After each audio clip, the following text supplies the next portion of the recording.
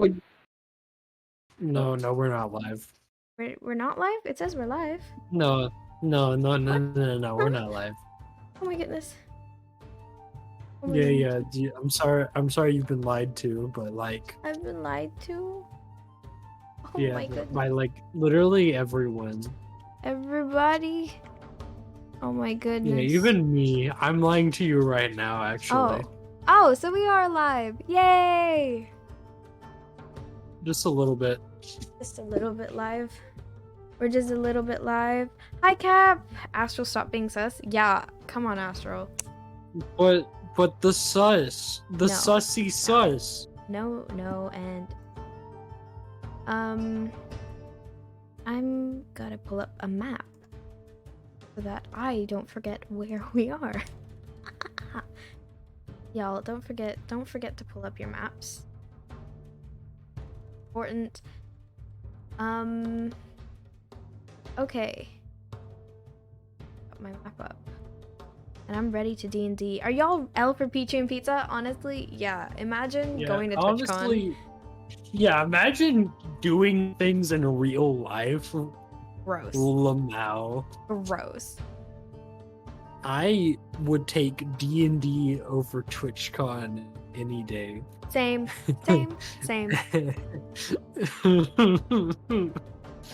No, don't cry. It's fine. Right. We're good. We don't have FOMO at all. We don't have FOMO because we have D&D and dice, which I'm realizing I don't have. Where you don't have dice. I don't have out. I have dice. I don't have it out. Bring them out. Dice, y'all. I got new dice. I don't know if I showed this to y'all last episode. Wait, I'm gonna put my headphones on because phones. Oh, that's so loud. No. Okay. Ah, my hair. Hair check. Do I look okay? Chat? Yes, no, maybe so. My brain defaulted to being mean, but yes, you're looking amazing. You would dare be mean to me? Why? No. I mean, yes, I would, but like not about your appearance. Oh, thank you. How kind. Alright. Oh, I've got so many tabs open, it's stressful. To be honest, I'm curious of Pizza's reaction on the dice. Ooh, yeah, same. But we're not here to talk about Pizza's dice. We're here to talk about my dice. Which comes in this big bag. I got a whole new bunch of them. There's so many. But I'm just gonna bring up the D20s right now, because that's what's important. I've got a whole bucket load of D20s. Look at all that. Oh my gosh! Spilton. This is what this is gonna be. Today's a chaotic episode, y'all. It's just me and Astral here being chaotic today. Sleepy making a redeem thingy when. Someday, Cap. I mean, you send me the details, I'll do it. You just send them to me and I'll do them. I've been very busy lately. But yes, Astral and I are gonna be chaotic today. As y'all could have told from Astral's chaotic laugh. It's truly gremlin and it's terrifying. But we love to see it. Okay.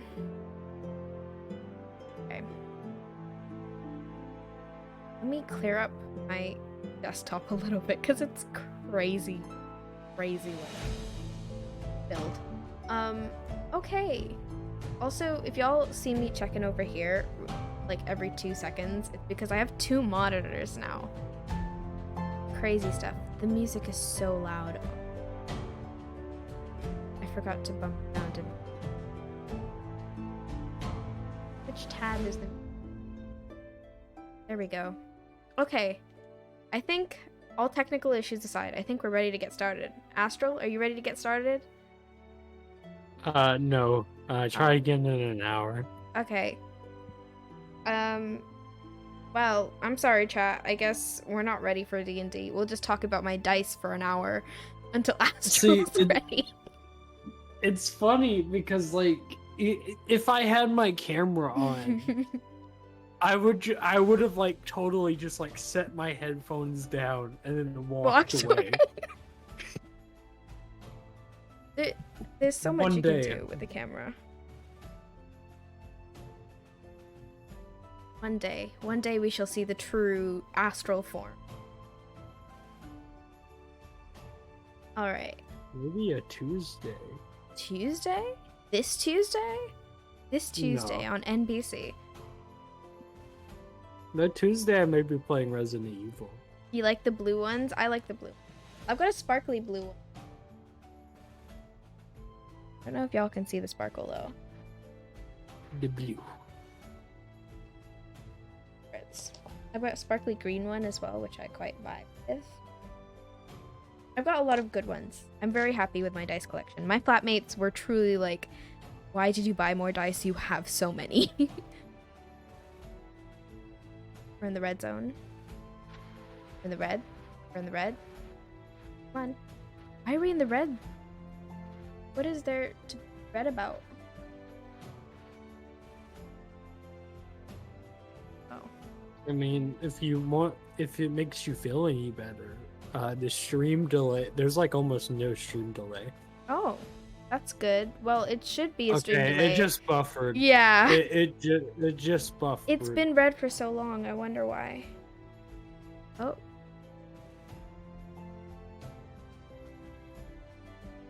It's so bad. Why is it so bad? It's dropping all the frames. What is it that's making it drop frames? My flatmate. What? Okay, well, we're green again. So, never mind. As soon as I said that, we went red. I'm jinxing it. I'm jinxing it. Okay, if I just don't look at it and pretend it's not there. But, okay. Astral, are you ready to get started? Yes, always. Alrighty. Welcome, everybody, to the first Tale of Tales side quest.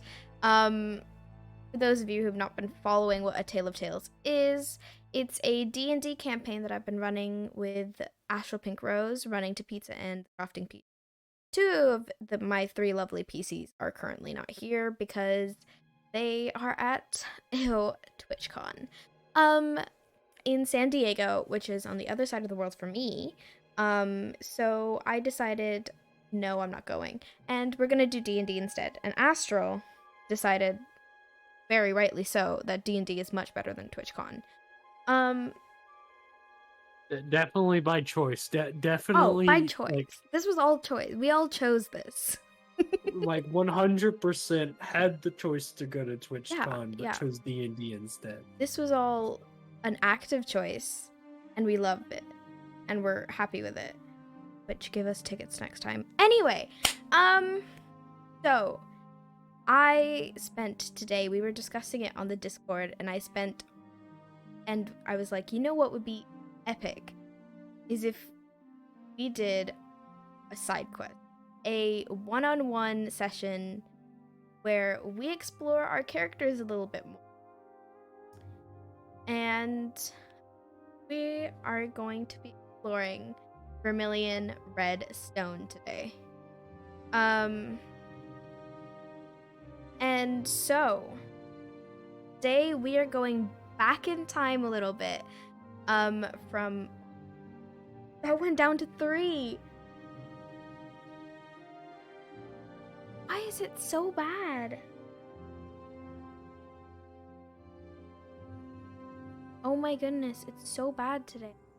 Why is everybody online?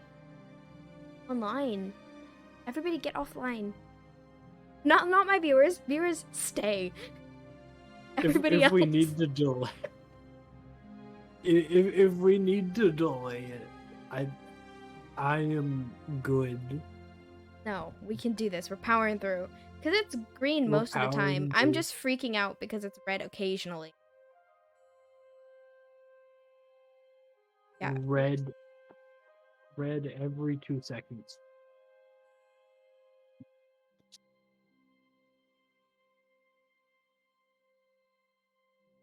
Okay. It's just me being anxiety.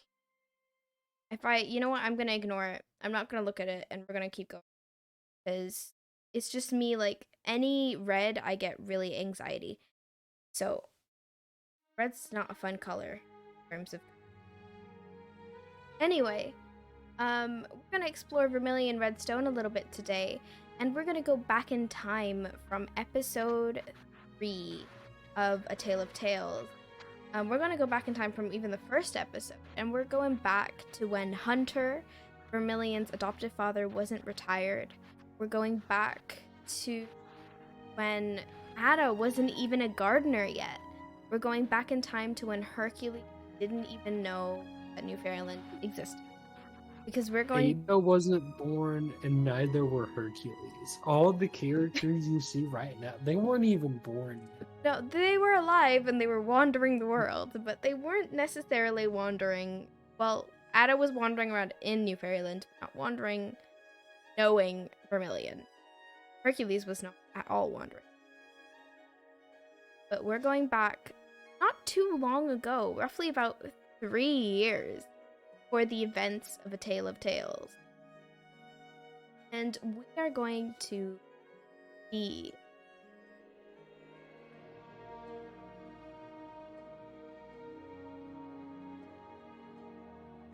Why is there so many distractions? I don't like it. It's a distractful day. Okay. Sorry. We're going back in time 3 years ago to an election season. Election season has just ended in New Fairyland. The Dwarven Council, a very prestigious council, created by Snow White and her original 7 dwarves. The Dwarven Council, after like the first generation of dwarves, has had since 3 elections, and it's currently we're now in a time where the 3rd election has just concluded, and it's a very prominent time and it's a very important time. Reason being because New Fairyland is relatively new into, like, it's been growing and it's been expanding, especially because of the creation of the Story Council, an international sort of UN situation going on in the world of Lorelia, which was started by Snow White. And ever since then, people from all kingdoms and nations have been coming, living in New Fairyland and sort of visiting, and it's been a very diverse hub of people and places, all joining together. And because of this growth, the Dwarven Council and Snow White have been thinking of making changes, which is why this 3rd election is very important, because now they're instituting a judicial system, they're instituting a police force, they're instituting things that a large city needs. Which is why this is a very important election season. And the winners have been chosen. And I shall read the names of the elected council members now. I just started playing video. And downloading photos. Oh my goodness. Help. Alright. So, there are 7 council members. 7 including Snow White. So, of course, the first is Snow White. Then comes Thurston Bloodrock. He's a dwarf, pronouns he, him. And he has been elected to help run the military. So he is the official title being the Military General of New Fairyland. Then is Kasara Persara Blackheart, who is also a dwarf. She, her, and she is the financial minister of New Fairyland. Next elected was Arabella Wright, who is a human, pronouns she, her, and she is the Minister of Diplomacy. Then there is Erie, who is an Aarakocra, he, they, and he is the New Fairyland People's Representative. Then there's Uvain Mindshield, she, her, a dwarf, and she is the Minister of Law Enforcement. And finally, there is Grogmar, who is an orc, he, him, and is judicial minister. So we have all of these important people who have been elected of the Dwarven Council.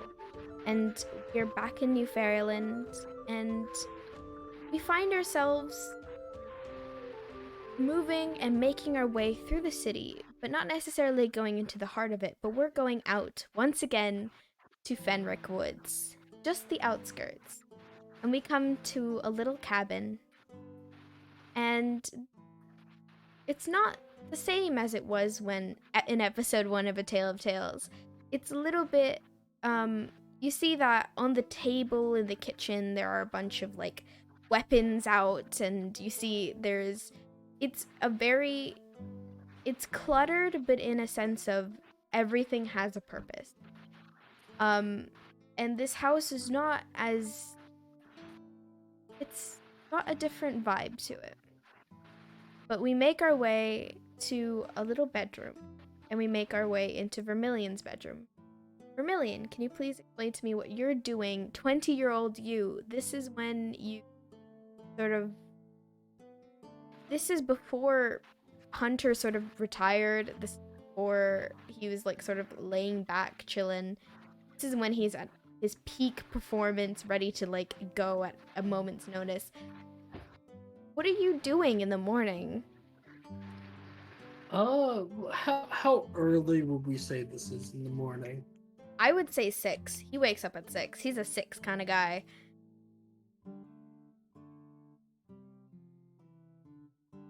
Six.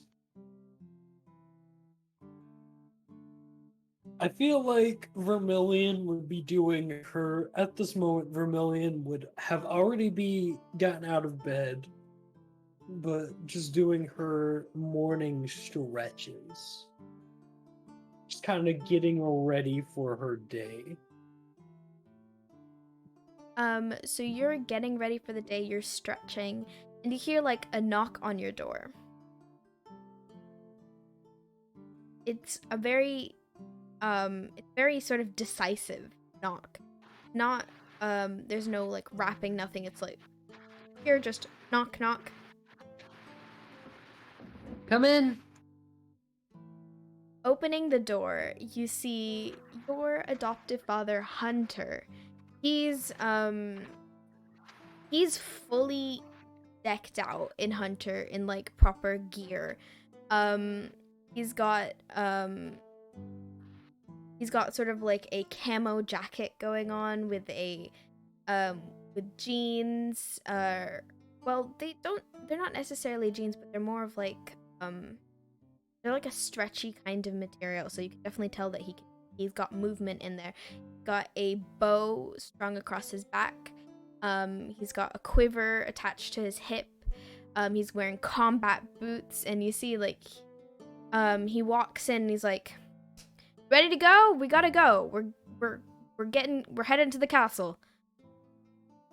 Yes. Already. All right. And you see as he's like walking out the door, or as he's like, he walks out of your room, and do you follow him? Yes, I follow straight behind this man. There's nothing else you want to do before you're anything else you want to prep before you leave the house? Nope. Okay, cool. It's not a DM thing where like you're missing something to do. So you see he's bounding, he's ready, he's out the door in seconds. And he sort of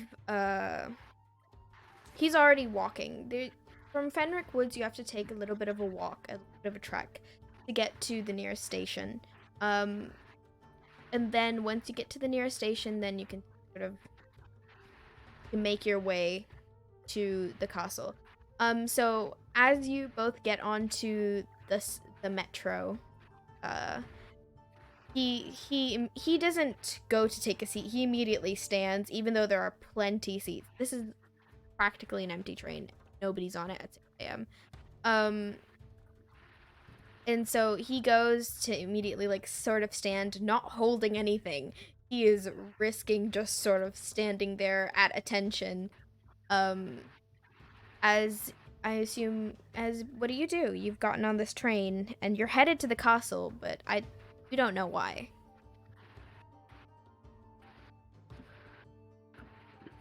Why did you need me to go with the? I don't know what voice I'm doing there. I'll work out a character voice eventually. Sometime. But why are we heading to the castle?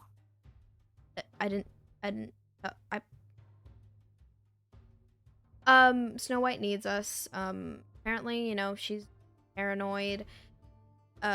Something about, well, I didn't get much from the ending message.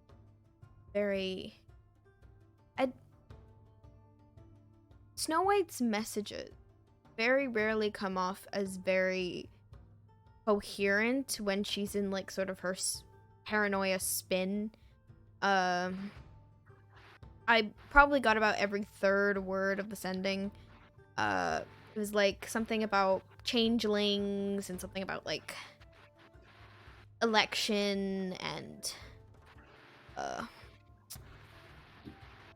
well, whatever it is, she seemed a bit, you know, very thing about it. So I was like, a changeling is infiltrating the election?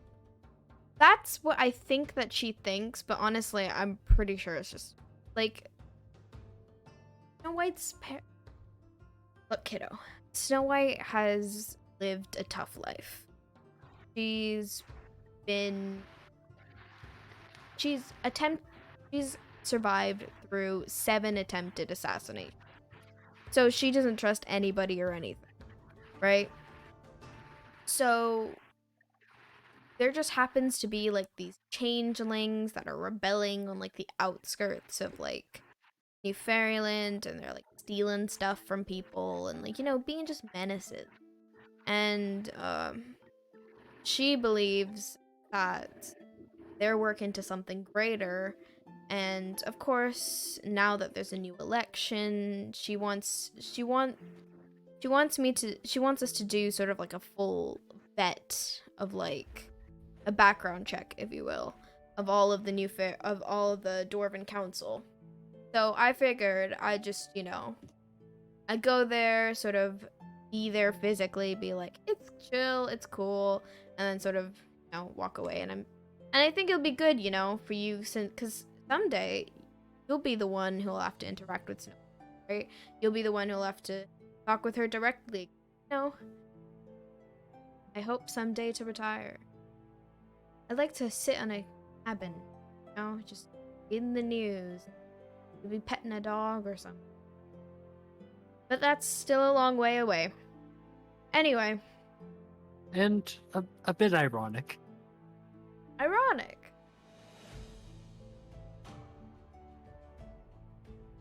It is what it is. And you both make your way through New Fairyland, and into the Upper District, and finally to the White Castle.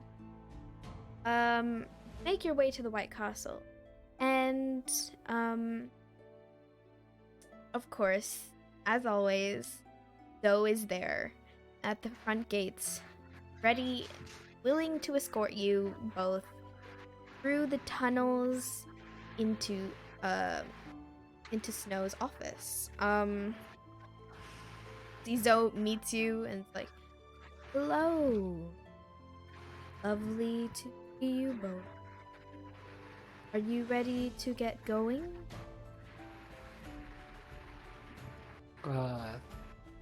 Okay, just to clarify, at this point, have I or have I not met Zoe?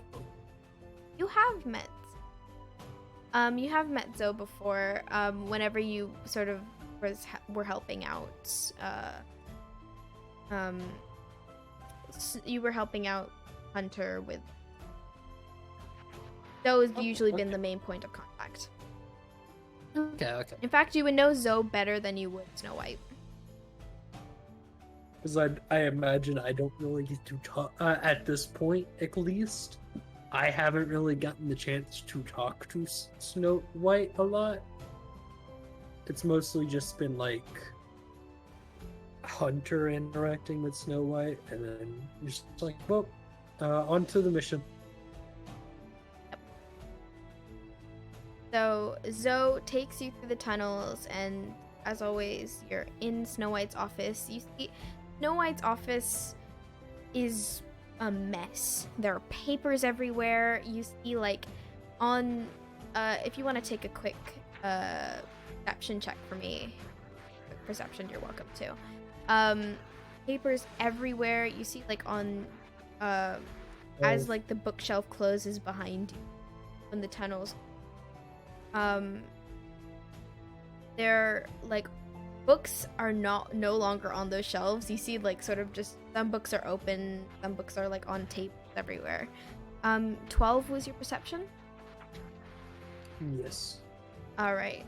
So on that 12, you notice names of, like, some of them are the names of, like, new electees, Dwarven Council. Some of them are names of older people elected. And you see, like, maps of sort of the outskirts of New Fairyland, not necessarily city itself. You see, as you guys sort of get into the office, Hunter immediately is just sort of like clears off a seat in front of the desk, like puts like the paperwork on the desk and sort of takes a seat, and begins like sort of just, you know, sitting, grabs like a book just off the desk and begins reading it.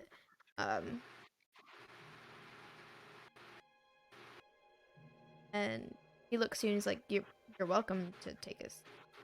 I'm not gonna be here for a while.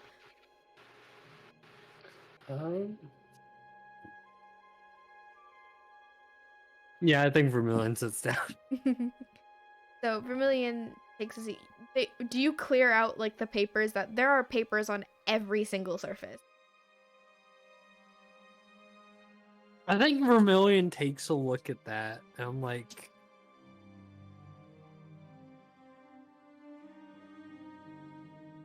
okay, wait, just to clarify, like, did Hunter just clear out a seat for himself? Yeah, and he just cleared out a seat for himself. Okay. On second thought, I think I'll keep standing. Choice. I mean, the papers are probably her research on the electee. Probably not. Knowing her, she seems to be in a paranoid spiral. It happens around this time of year. And as he says that, the door sort of clicks open, and Snow White comes in, and you've seen Snow White a few times before, but you've not necessarily seen Snow White in what Hunter refers to as her paranoid spiral. And her dark black hair is sort of like, her dark ebony hair is like a frizz of like just almost a mop of hair. Her red lipstick is like smeared here and there, and like you see that she sort of just comes in, and it looks like she's been in her clothes for a while. It looks like she's not showered.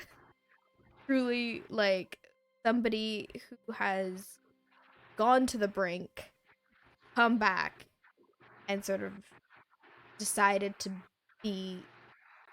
not change. And she sort of, like, comes in and she's like, got to look into them. Okay, so they have stolen 18 different shipments in the past 4 days. That's so many shipments, and I can't even. And she just starts going into this like rant about different things. And the hunter, you see, gets up from the table, sort of puts his arms on her shoulder. Takes a deep breath. And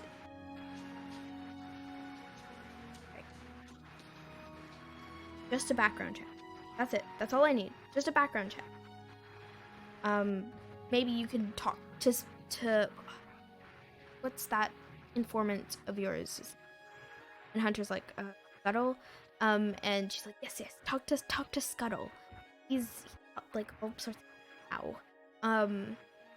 and he's like, okay, can do. I can send Vermillion to do that. But I'll look into Dwarven Council members now. Figure out what's going on with them. And we'll put this whole thing to rest. A breather. Chill out. And Hunter like turns to you and is like sort of like motions for you to like head out and do what he said. Do you have any what are you doing? Question. Have I already met with Scuttle at this point before? You have. Once or Okay. twice, but not a lot. I just kind of like look at the situation going on. I just kind of take his word, give him a thumbs up, and walk out of the room. Before you walk out, he says, meet Scuttle. I'll send Scuttle a message. Meet him on the shore. And you make your way out.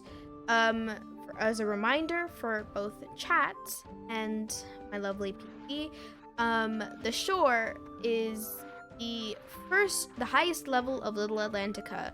So there are 3 levels of Little Atlantica. There's the shore, the sunlight zone, I think.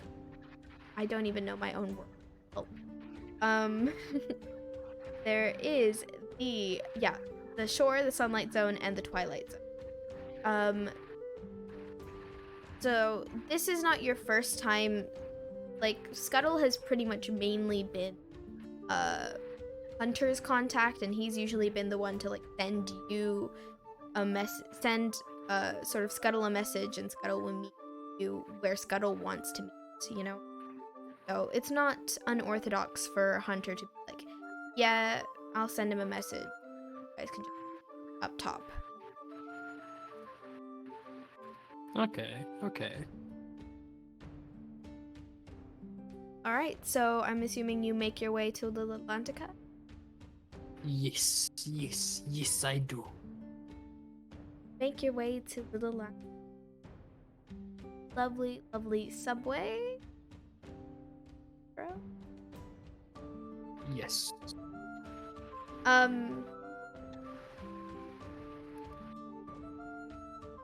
Okay. As you're on the subway, a guy kind of sits next to you, wearing a full trench coat and goes, hey.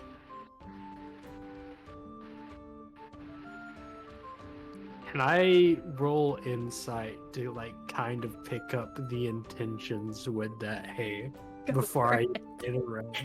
Go for it. That is a 14. Not really tell what the intentions are with that hey. He's got like sunglasses on, truly like a marvel being in the metro. Got sunglasses on, and his hair, he's got like dark black hair, which seems to be like full like mob psycho haircut kind of situation going on. And he just like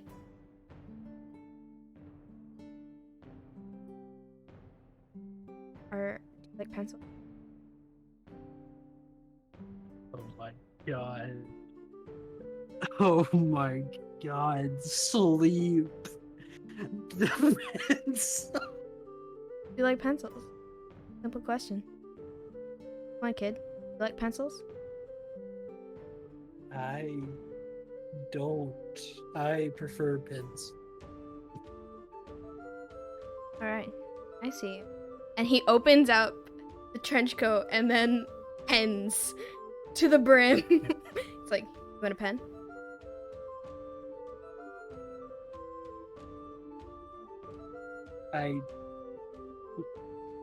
Do you just do this all day? Is this You'll never know. why? And you'll never, as he says that, he like sort of moves, he closes his coat and then disappears. And you make your way to the Atlantica. All right. You know, I think it's funny that one of our internets cut out for that, because No. I think it's funny because it went from like, I got pins for you, to him just bailing immediately. Yeah. Well, he essentially, he was like, you asked that question, and he was like, you'll never know, and then disappeared. And you make your way to Little Atlantica, and you make your way to the shore. You go towards sort of the gate of Little Atlantica, and you see, as you always recognize, Scuttle. He's sort of like perusing one of the outsides of the shops, sort of like looking at what's going on.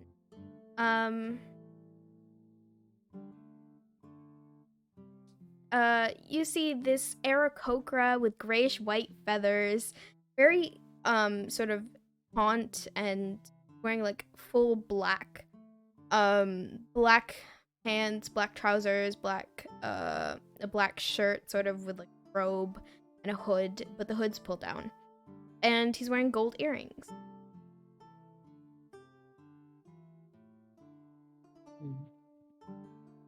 And I definitely don't recognize the Aarakocra. You recognize that Scuttle. Oh wait. Wait, Scuttle's an Scuttle is an Aarakocra. I don't know how I forgot that. Okay. You see, he's like sort of like looking at like sort of this like umbrella stand. He's looking at all these different umbrellas. I make my way over. You make your way over, and he sort of like catches a glimpse of you, and he's like, oh! Vermillion. Love. Okay. So Hunter sent me a message, and I was told to meet you, and so I was like, that's gonna be awesome, because I've not seen Vermillion in like ages. Super cool. How are you? It's nice to see you again, Scuttle. Always a pleasure. Things are rather interesting right now. Did Hunter fill you in on any of the details? Not at all. He just said meet Vermillion, and I pretty much, I do what he says because of reasons.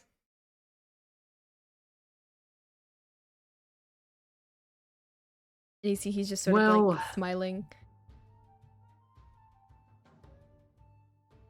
Recently, Snow White's been on one of her paranoia episodes again. Especially Paranoia episode? with Fascinating. Didn't know she had those. Good to know. heck. Out of character, heck. Okay,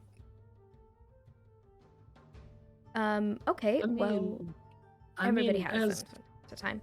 So exactly, especially those in charge of cities. Yes. Good to know. Anyway, how can I help you? Or help Snow White? Does she need something, to calm her nerves? I've got some stuff for that. I'm sure you do. Actually, I was hoping to hear if you had any information on our recent electees. Is that a word? For the Dwarven Council? Yes, I do know quite a bit about them. What do you want to know? Like, we talking backstories? Because that might take a second.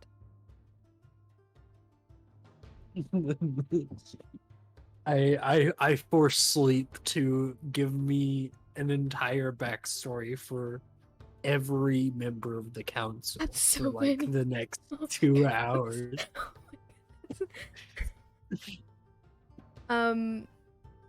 He's like, he goes and he says words. It's great today, y'all.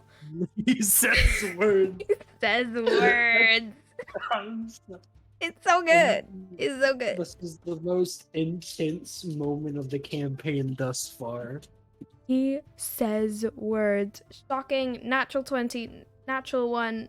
All the good stuff. Okay. So the words he does say are... I mean, I could probably, I can get you a folder.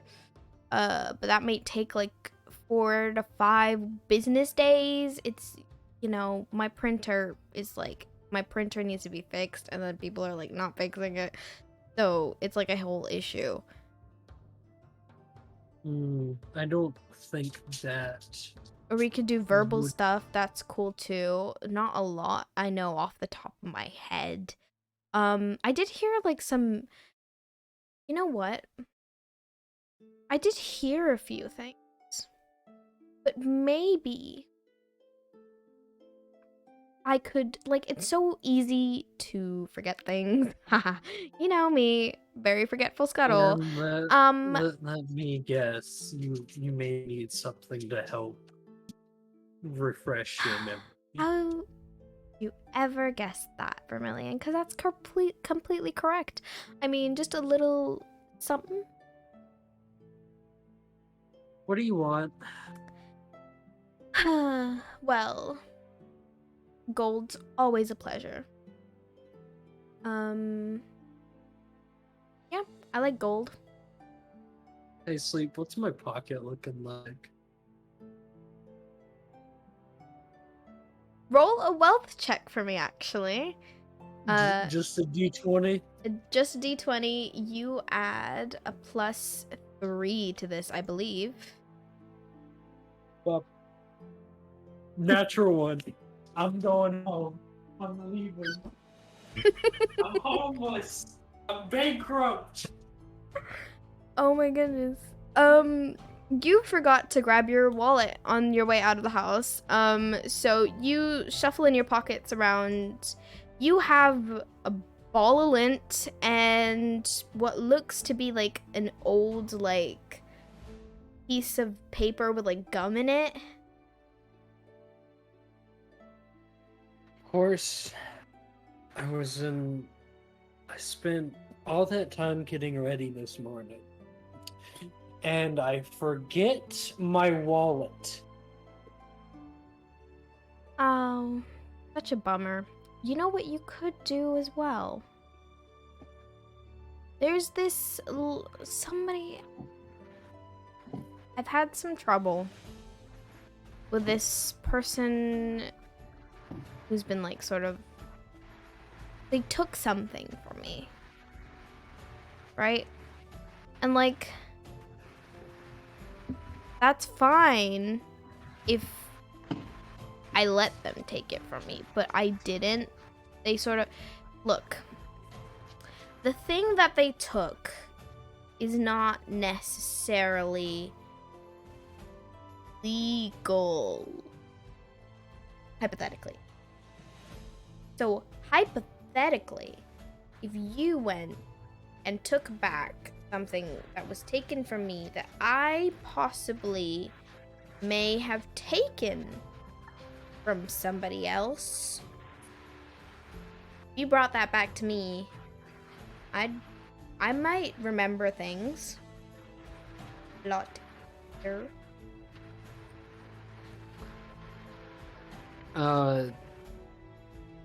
So do I even need to insight check to like know 100% he did take this, right? I don't even need an insight check. He took it. To know. He took it. He stole it from somebody, and he wants you to steal it. He stole it, and then somebody stole it from him, and he stole it back. He wants you to steal back. Just out of curiosity, who did you borrow this from? Not important. I mean, they were so nice about it, you know. They left their house open.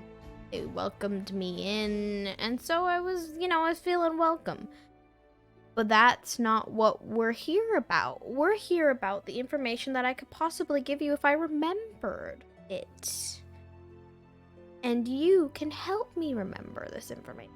If you do maybe a little bit of a, you know, sneaky and get me back the thing that I took from somebody allegedly. You know, all I'm hearing is that you're reporting a stolen item, and I need to help you. What am I? Get me, Vermillion. You get my vibe. This is why I love our little chats. They're just so great. You know, I was telling like my guys, I was like, Vermillion, a hoot. Great, understands you, understands the vibe.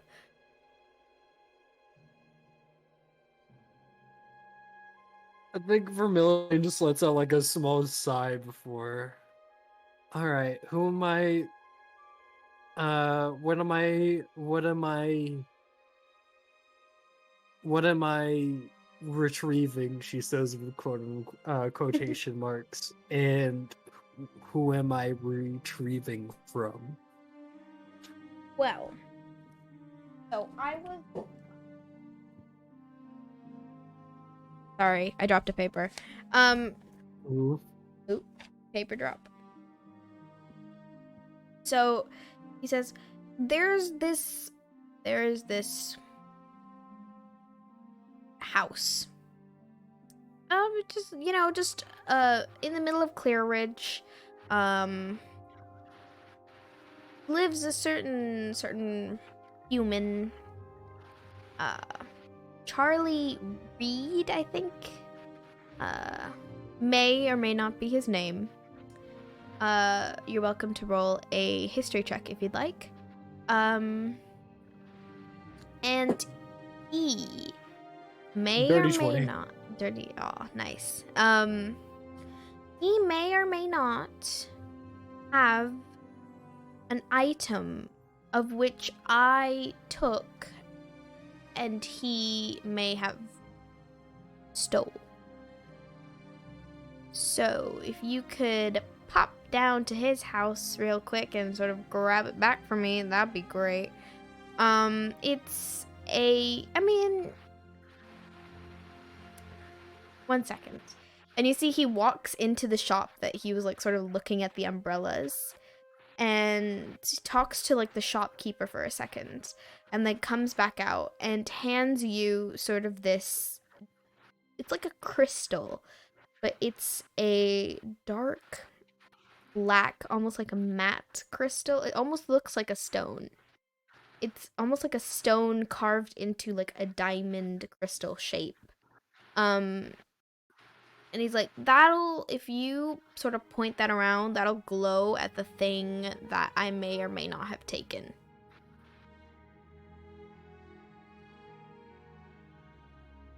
I do an Arcana check to make sure that is what the thing actually does. Go for it.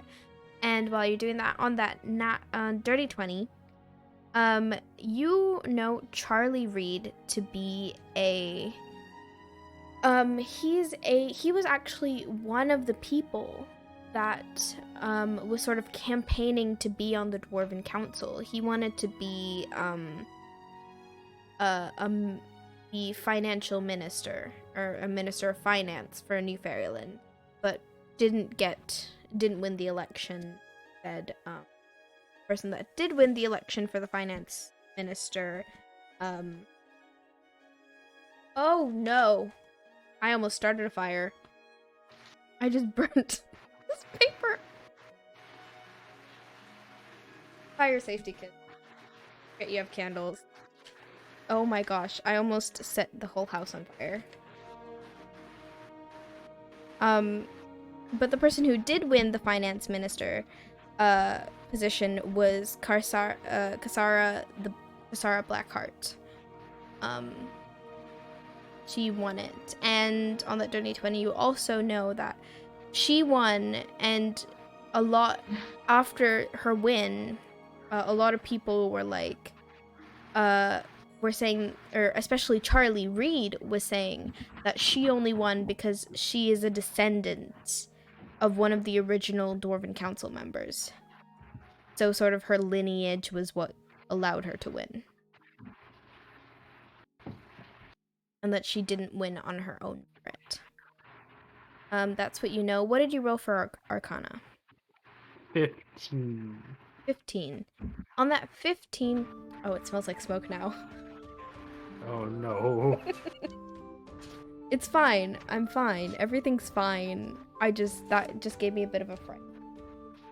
Need a bigger desk is what I need. Open a window.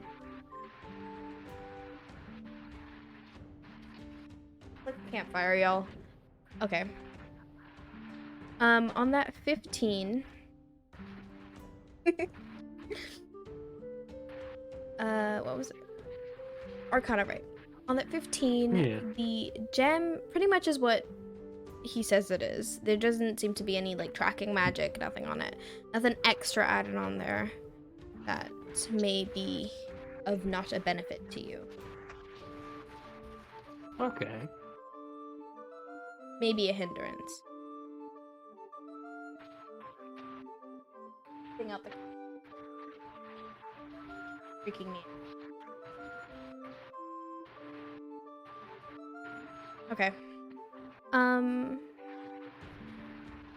Yeah, so you take the gem, I'm assuming? Yes.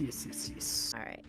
So you take that gem, and as soon as you take the gem, Scuttle's like, just sort of like, you know what? And he takes off, like, he's got like a bracelet on his hand.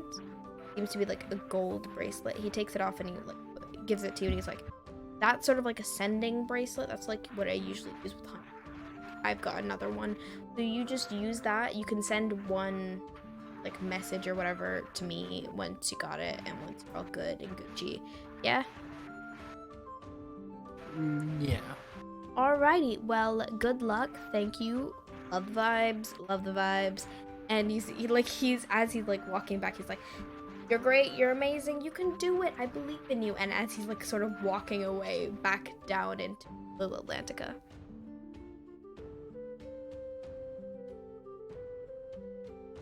Here I go again. And I move on to do the things. So you out to clear, no, the Clear Ridge, the Clear Ridge district, or the Clear Ridge area. It's not too far from Little Atlantica. You just have to go straight through Black Point. But you make your way to Charlie Reed's house. Charlie Reed's house is not too extravagant. It is a lot bigger and definitely something that a more rich person could afford, right? There is a gated, there's a gate. It's not super tall. You can sort of jump it, but there's also a buzzer there at the gate.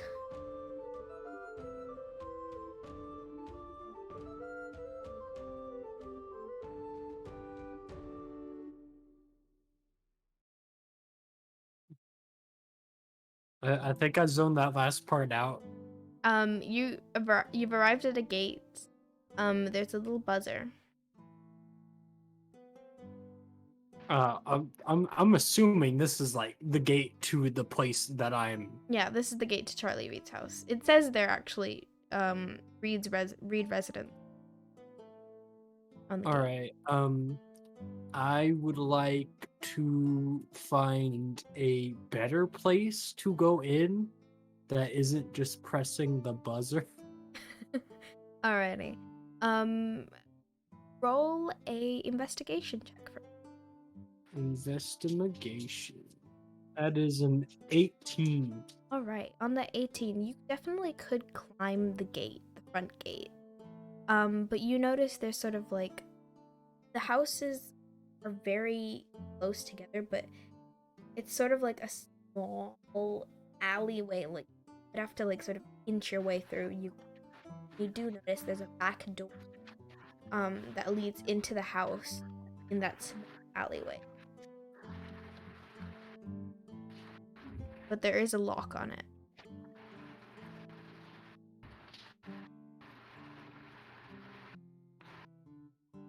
Can I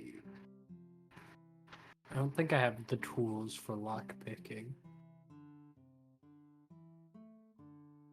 Do I have the tools for lockpicking? Backpack. I have rope, tinderbox. I think you could pick it up. I have alchemist supplies, brewer's supplies, and herbalism kit. You wanna potion it?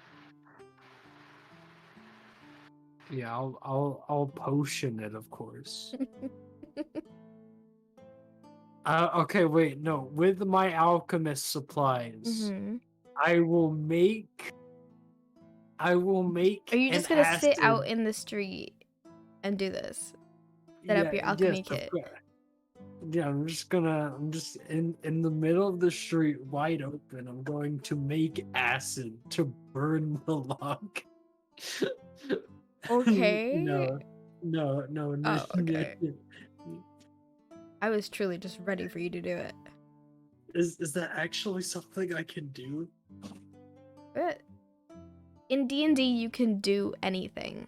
Just remember there are consequences to everything.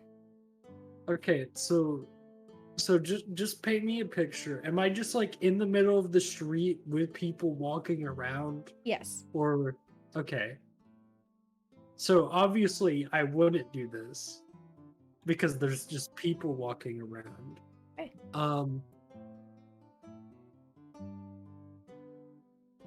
Is there no other way to get in like stealthily? You could roll a stealth check and try to climb the front gate. Is the front gate also not just in the middle of the street too? It is. Roll a stealth check if you want. If you try, you could roll a stealth check. I rolled the 10. Roll the 10. So you try. Roll an athletics check for me. DC's low. That's a 19. Alright. You manage to swiftly like make your way over the gates, a few passerby people like notice you sort of like hopping over as you make a little bit of thud on the other side.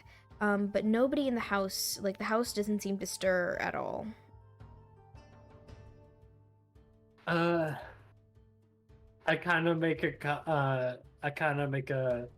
the door like has a lock, right? Like As you the gate has like a lock, right? yeah. Forgot my key. Persuasion. That is a 19. All right. You see like one of the passerbyers that like they like nodded and like haha, yeah, I do that all the time, honestly. And then just kind of keep walking. So you have convinced the passerbyers. Awesome. So you're currently in like sort of like, it's a small garden. It's not a large garden, but you're in a smaller garden that goes up to the porch of the house, of Charlie Reed's house. So wait.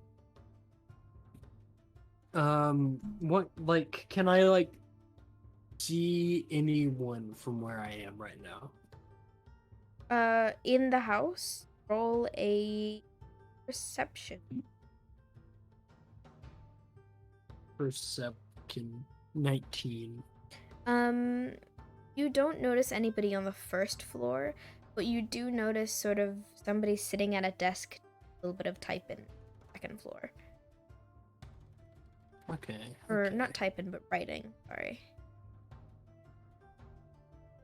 I think I'm going to like make my way closer to the house and kind of like try to figure out where in the house the item is.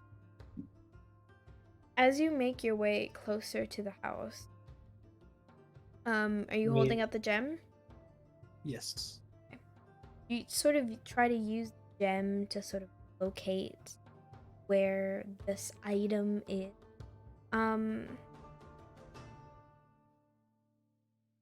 You get up to the door, and then it starts glowing a little.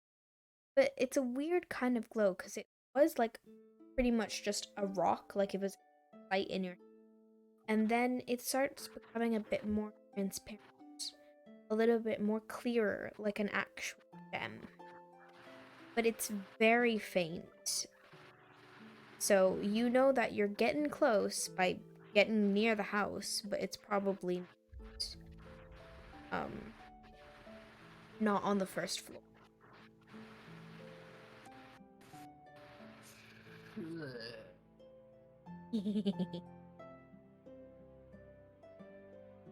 Don't love to hear the groans. I love this. Sure you do. Sure you do. I love that you love this. It's great that you love this. I love this. I love this. We all love it.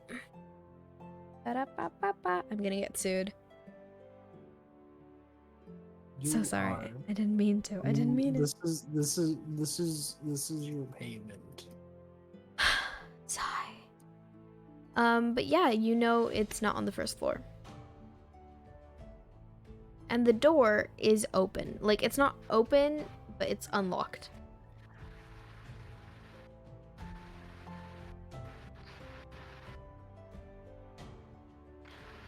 Are there ways to get easier access to, are there ways outside the house to just go up to the second floor? You notice sort of what looks to be like sort of like a drain, like a storm drain, a gutter, sort of snaking its way up. You try and climb it, but it doesn't look very sturdy. And so there are 3 windows on the second floor, and one of them is open. Sort of the far left one.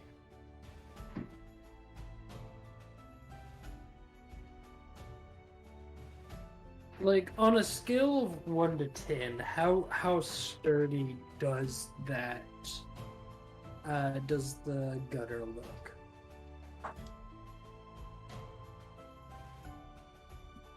Five. 5-4. Okay, I guess we're.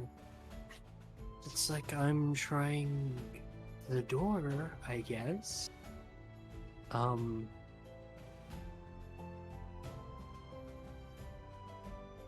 so you open the door?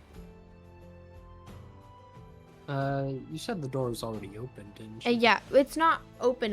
It's still closed, but unlocked. Unlocked. Okay. So if you're opening the door, yes, no? Like, I, just double checking, like, from what I can tell, there's only, like, one person in the house, and they're on the second floor. Yes. Okay.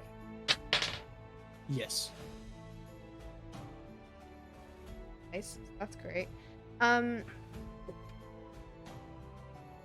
got it. All right. Roll a stealth check for me.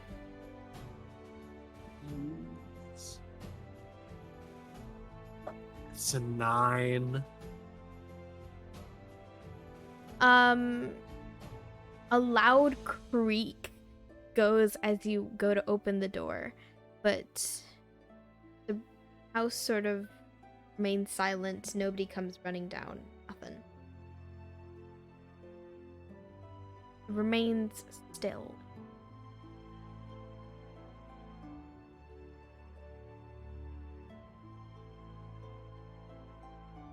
I continue through.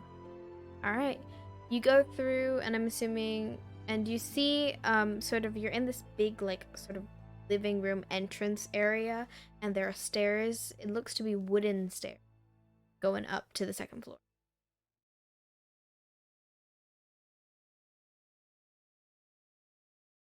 I think I like look around, make sure like nothing's around that could like no one's around that could spot me, or there's like nothing I could like trip over in order to make a bunch of nap. All right. Well, you look around, and I'll use your passive perception.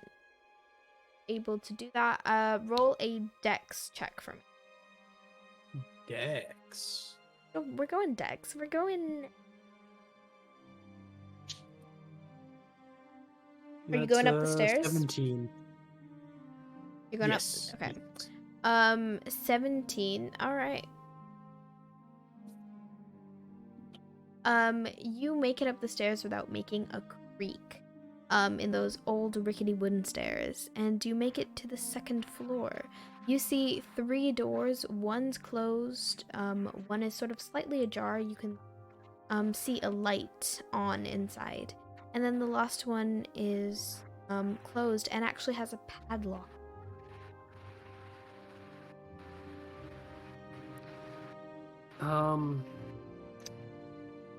I'd like to kind of like walk to the doors and like press the stone against them, like not against them to like but like see which room is like the jackpot. Okay. Basically. Roll a stealth check for me. Please. 18. Okay. All right.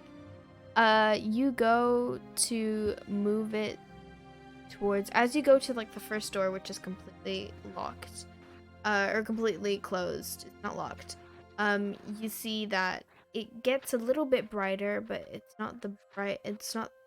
Gets a little bit clearer than them. Becomes less stone-like. But it's not. But you see, as you go to the next door, which is ajar, you actually hear writing sounds from inside. And you go and you press the thing close as you can possibly to the room. It becomes a little bit clearer, but it's not fully clear or not fully glowing. And as you go to the third door with the padlock, it begins glowing. And it's not super bright, but it is a lot brighter than you were 2 doors down.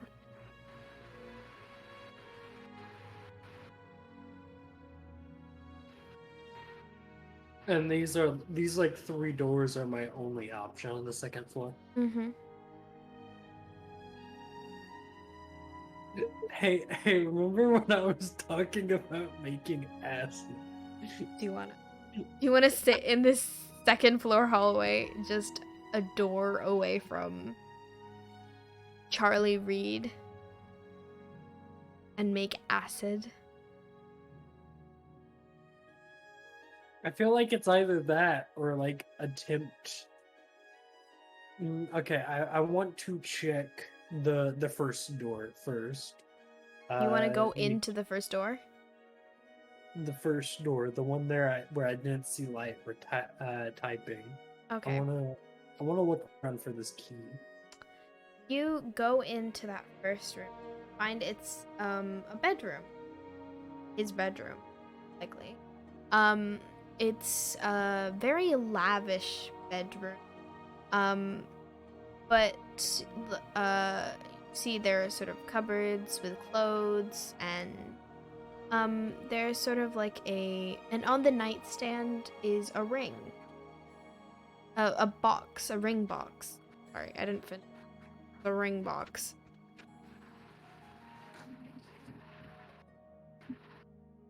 I have a sneaking suspicion, and I want to check it. I want to open it up. The ring box? You open it Yes. up, it's an engagement. I put that back. I love it. I love it. Okay, sorry.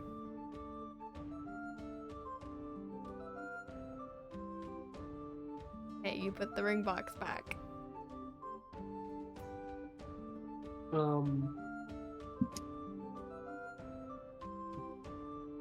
Or wait. I want to investigate the ring box to see if there's anything more to the ring box. Ready?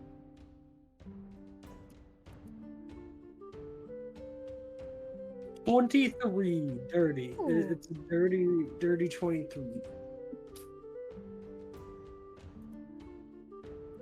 Okay. On the ring, engraved in the ring, actually, is a name, and it's actually the name Kasara. That's engraved engagement. The box is pretty much just a box.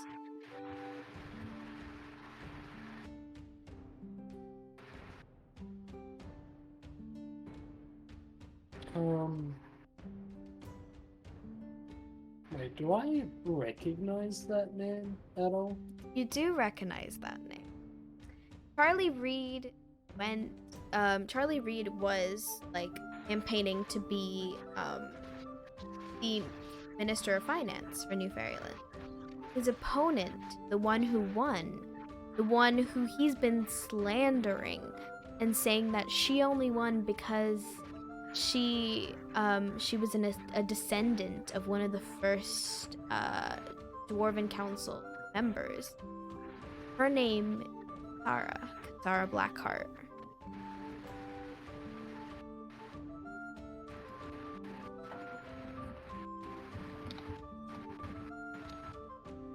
Huh.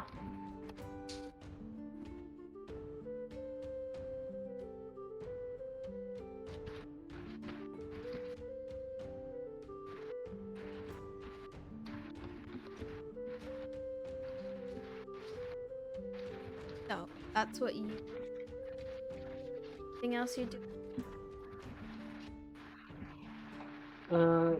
Well, I'm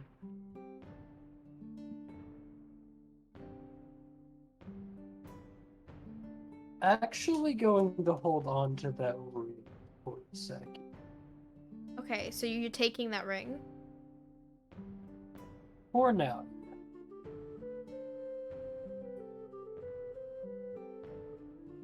Alright, so you take that ring. Anything else you're doing in the bedroom? Do I need to take the ring to do what I'm thinking of doing as a backup?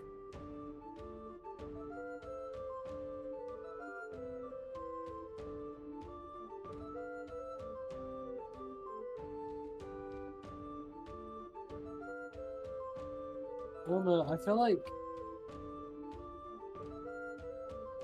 I had an idea with it, but at the same time... I do want to remind you that this is a side quest, so we're supposed to finish this whole thing. So if you have something you do, I'd recommend doing it. Go big or go home. Back to... Yeah, I'm okay. Yeah, I'm taking the ring box for now. All right, you take the ring box. And I saw nothing else in this room.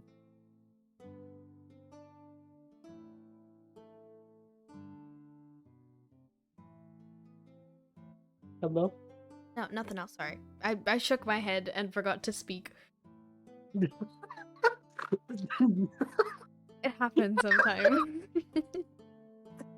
Sometimes I forget words or things. Verbal.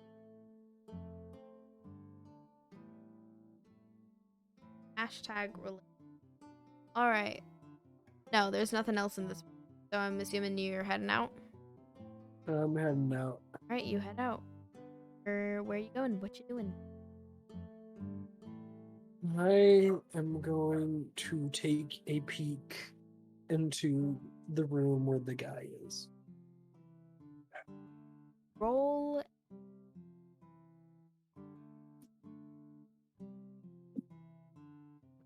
That's a 12.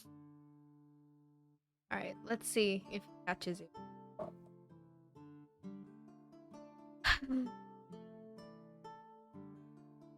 I just rolled natural 2, baby. So he's like hunched over on his desk, vigorously writing. He's not paying attention to you at all. Anything in particular you... I am looking around for something that looks like a key to that padlock. Roll a investigate. And I think you roll it with advantage.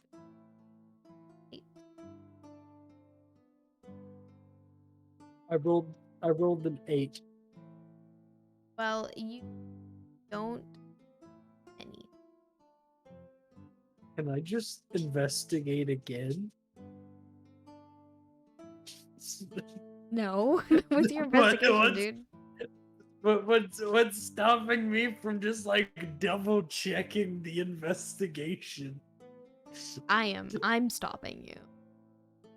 Or actually, wouldn't this be perception since I'm not like... You're in looking the for something room? specific, so it's investigation. Okay. Can I just like use perception to get a gauge of the room? Fine.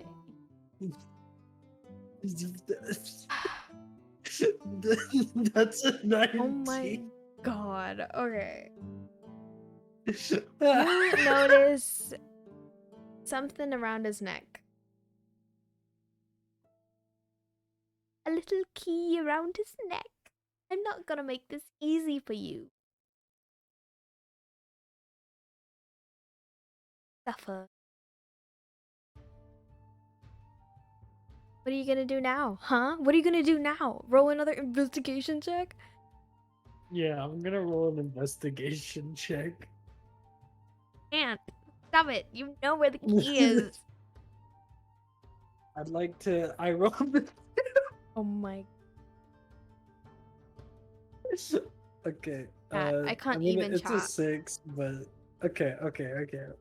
Why did you roll again? Hold on. I did as a bit. Oh. Imagine doing things with...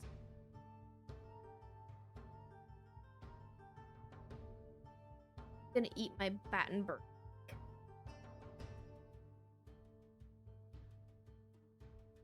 This cut so badly. That's so badly cut. This knife is truly awful. Okay, so what are you doing now? Oh, that kind of cut well. What are we doing, Vermillion? How are you gonna get that key, huh? How are you gonna get the key?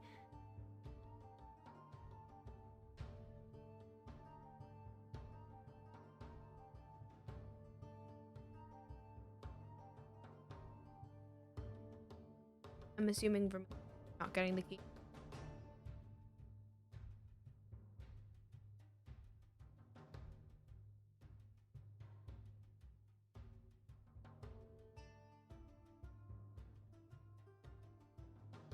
Astro?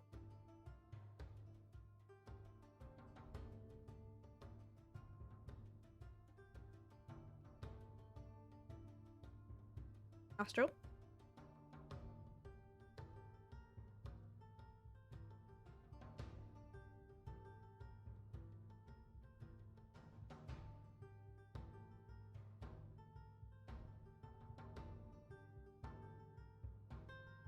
To the void.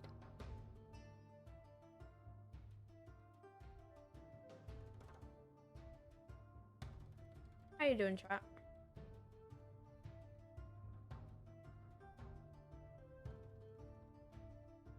Everybody doing good? Everybody dandy? My mic is so bad. I don't know what it is. Really don't.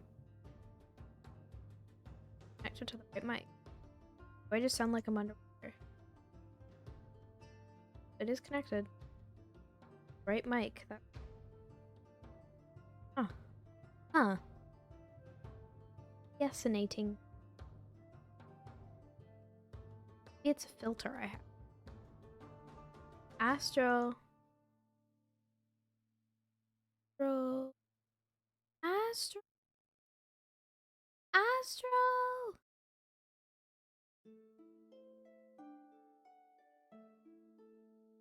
It's fully just not here.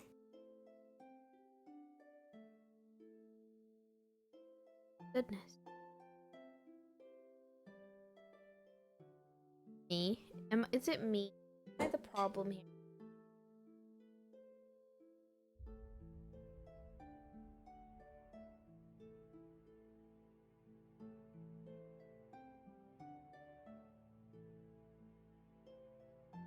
Imagine being.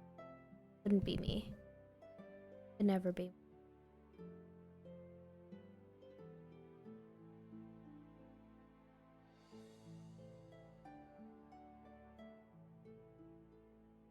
No, I'm not the problem.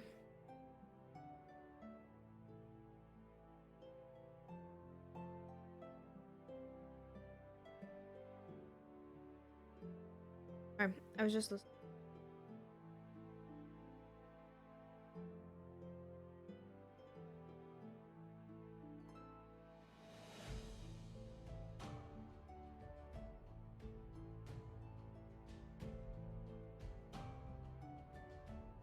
I think her Wi-Fi might have.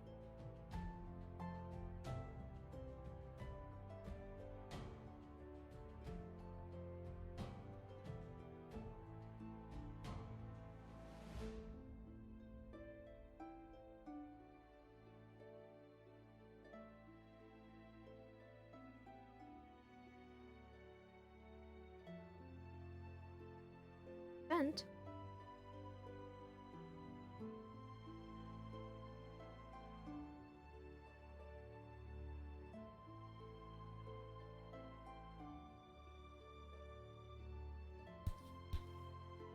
My mic, I truly don't know what's going on. It's usually better than this.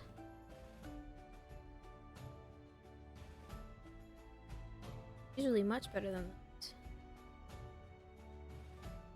Burp, burp, burp, burp, burp.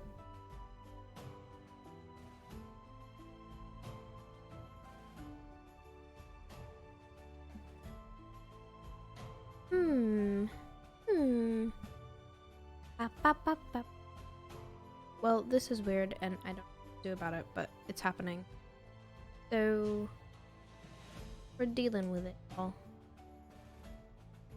It's gonna take off all filters on here, because I did update my OBS earlier. So maybe it could have been the update. Updates always mess things up. Like, truly, it's like crazy how they do that.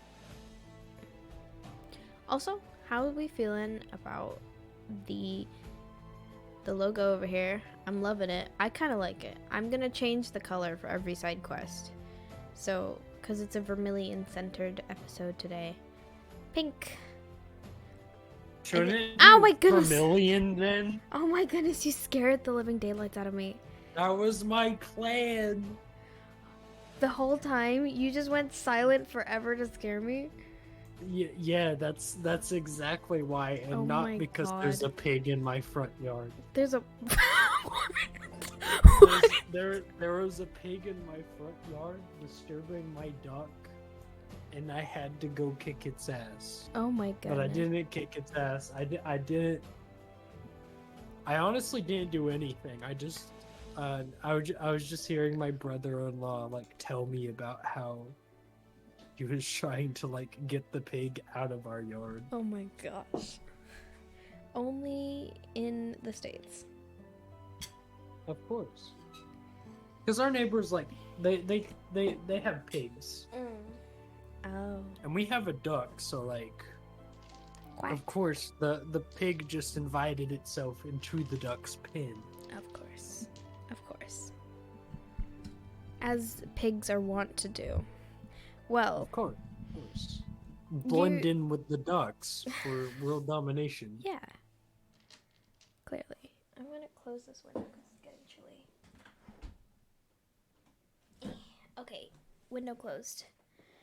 Alright, so, where we left off was, Vermillion discovered that there's a key around Charlie Reed's neck, which may or may not unlock the padlock to the next door, where she knows for a fact Scuttle's stolen item, borrowed item, is there.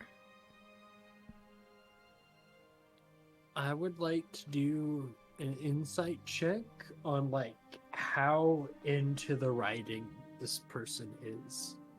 Charlie is. Go for it. Roll insight. Dirty 20. Alright. Dirty 20. You... Let's see. Very invested in this writing. Like, so invested. Like so invested that like So you could invested that I just argue- rolled a natural one.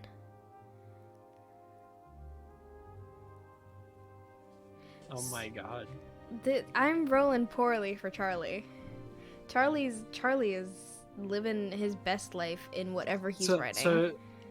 So you're saying like he's so focused on this writing that like you could argue I have advantage on like stealth checks and such. Yeah, I'd say that.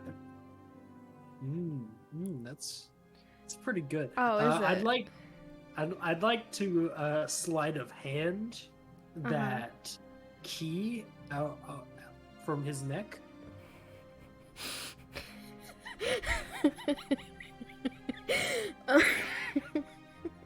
Okay.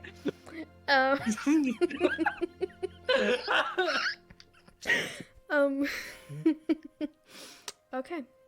You are going to attempt to take this necklace off this man as he's Yes. vigorously writing. Yes. Okay. I just got a little lightheaded. All right. Roll yeah. a sleight of hand check.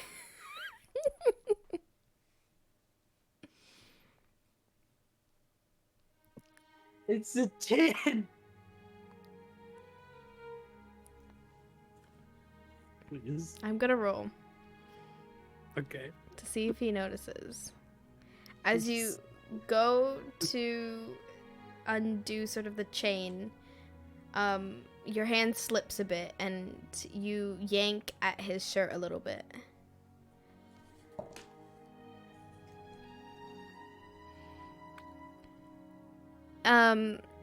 You yank at his shirt and he like grunts a bit, moves a little, and like sort of itches the back of his neck and then continues writing.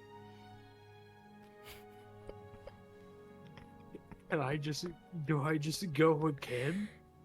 Go again. Yeah, you're welcome to try again. I'm rolling so bad. 18! 18, bug! 18! You manage to slip to undo the necklace and sort of move it across his neck and grab it. And you now have the key in your hand. And he is none the wiser as he's writing this very long letter, it's seeming to be. Can I, like... do I get a peek of what he's writing? Perception check.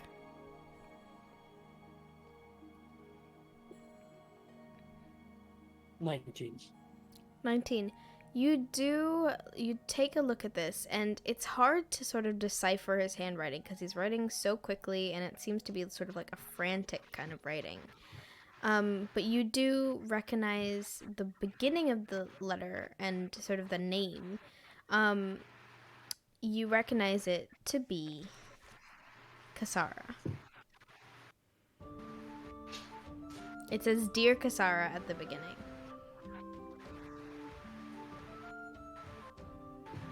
Okay. And before you were able to like read, he moves to another page and begins continuing and continues writing on. But you now have the key in your hand.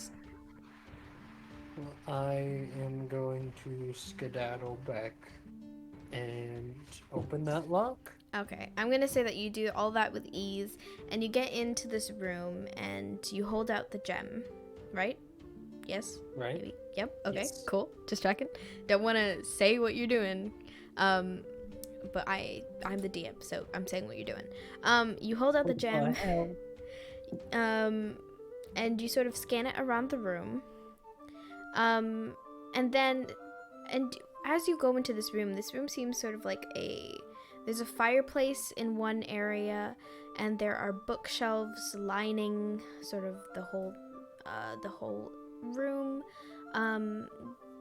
and there are chairs sort of facing the fireplace, and on one of the chairs is a robe. A robe which it's a dark purple robe, and it's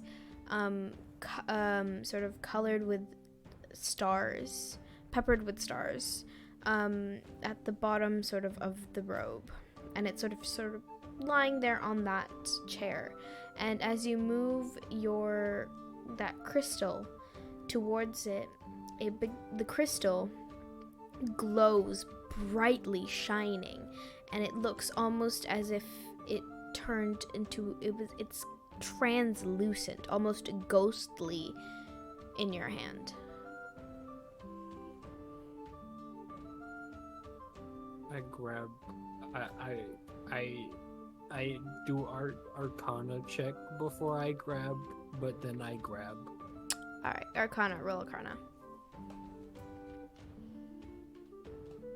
18. 18. Okay. You're not necessarily able to tell what exactly is going on with this robe, but you do know that it's quite powerful. And you're sensing it has something to do with invisibility. That's sort of the vibe that you're getting from, or the magical aura that you're sort of getting from it. I put this on over. I put this over me. Okay, you put it over you. You're now wearing a robe. Oh. I mean, Congratulations. I Vermillion Vermillion takes it off like very disappointed, and then just proceeds to take it and I guess leave the room with it. Alright. You head out to the second floor. Roll a stealth check for me, advantage. I'd also like to say Vermillion is kind of like fixing back the door. Mm-hmm. Oh, and putting back the padlock. Okay, yeah. You put everything back the way it was. And highest roll was what, sorry? 14. 14. Alright, you managed to sneak away. Are you heading out? I'm actually going to put that ring box back before I head out and put the key beside it. Okie dokie, you do so. You do so with ease.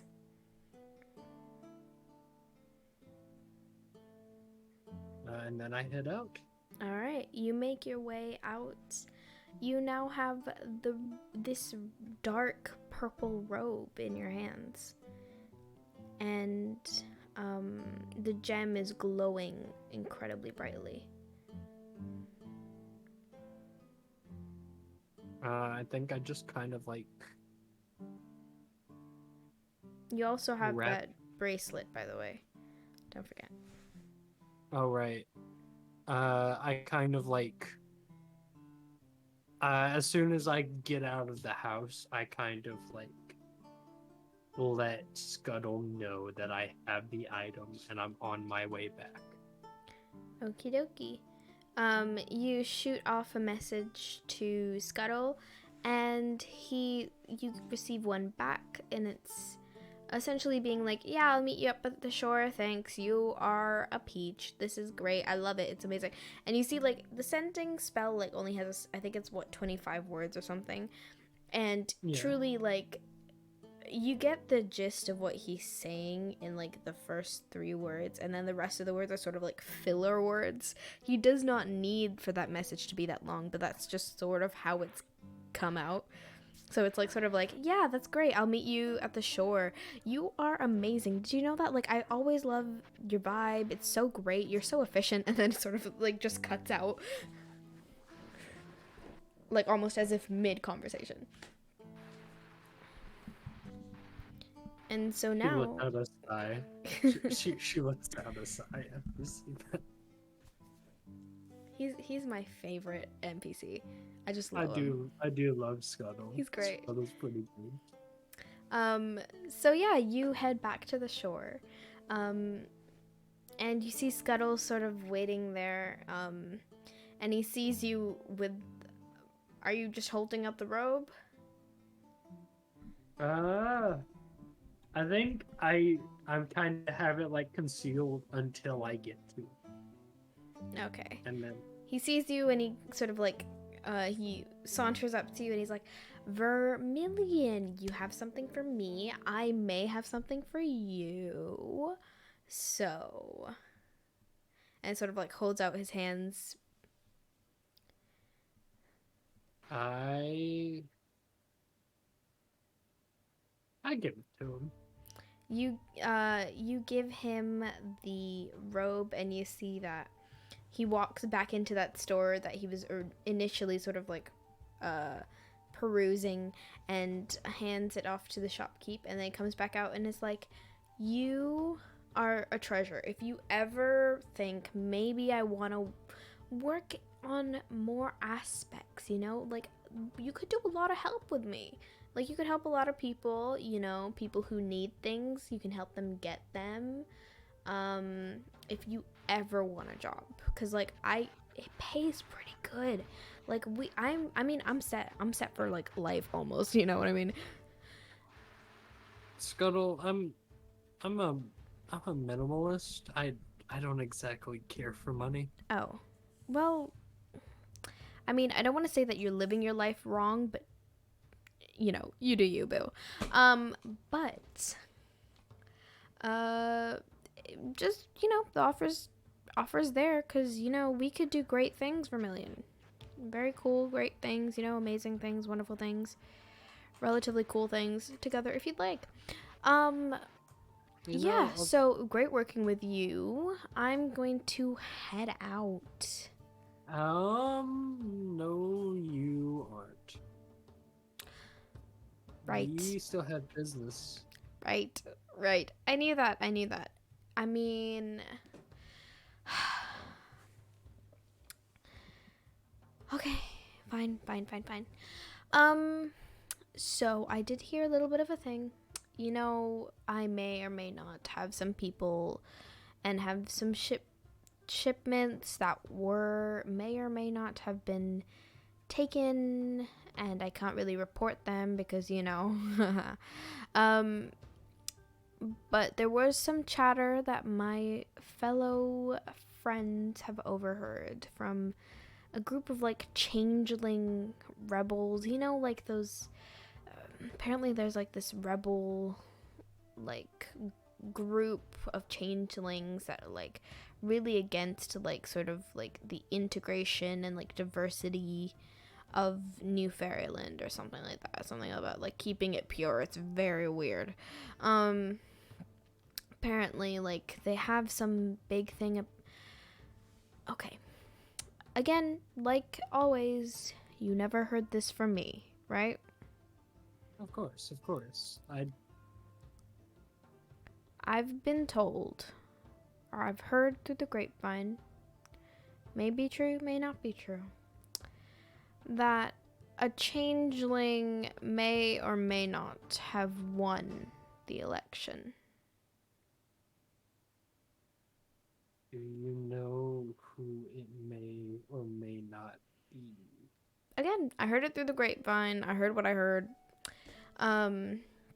But good luck to you. I need to go. People to see, business to do, you know, life to live. Like you, I'm not a minimalist, and I love my things, which I need to go get more of. Bye. And you see he sort of like he starts like running off.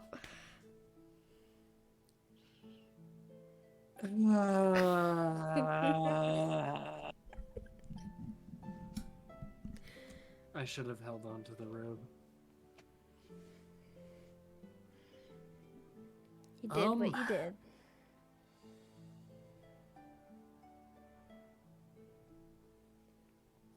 I guess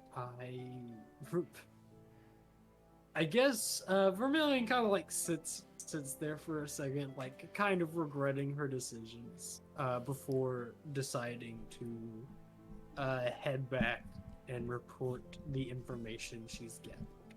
All right. You head back to the castle, and you make your way to Zoe's. Excuse me.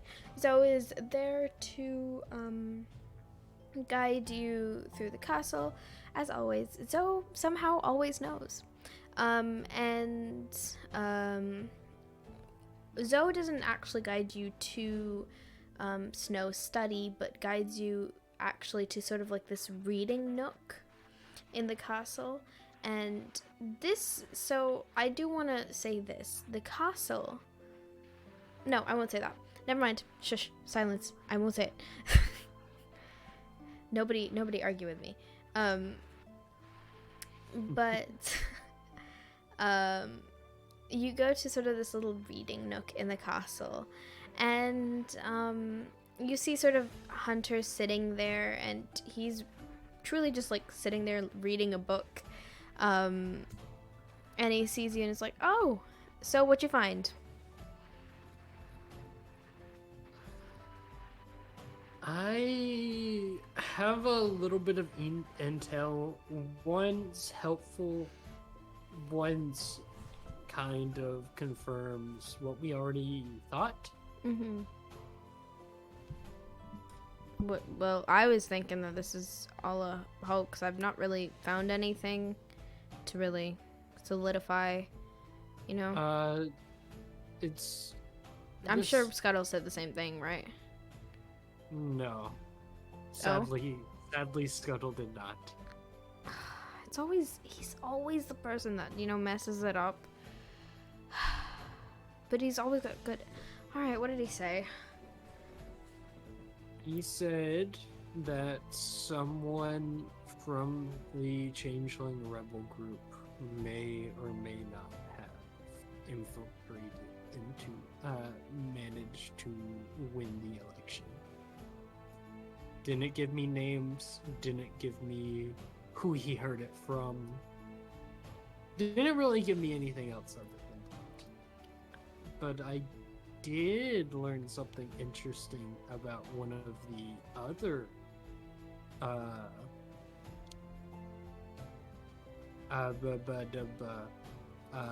what's the word I'm looking for? So I have forgotten it despite just saying it, I think. Council members? Yes, that word. Those 2 words, yes. I did learn something interesting about one of the council members, but I'm not sure if that's... That was so loud. Sorry. Continue. I'm not sure if that's going to help us in the investigation. Okay. Well, I mean, any information will help, right? That's see, as I've always said, kid. You get all the information you can, then the puzzle pieces, you know, they'll come together. I learned that Charles, you know Charles, who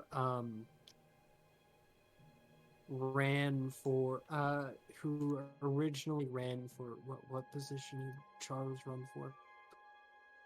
Minister of Finance.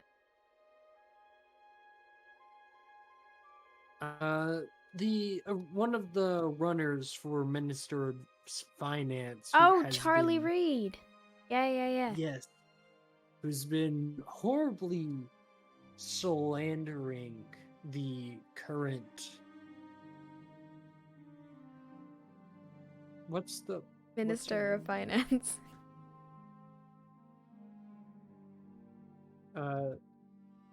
Yeah, but what was... Oh, Kasara. Yeah, okay.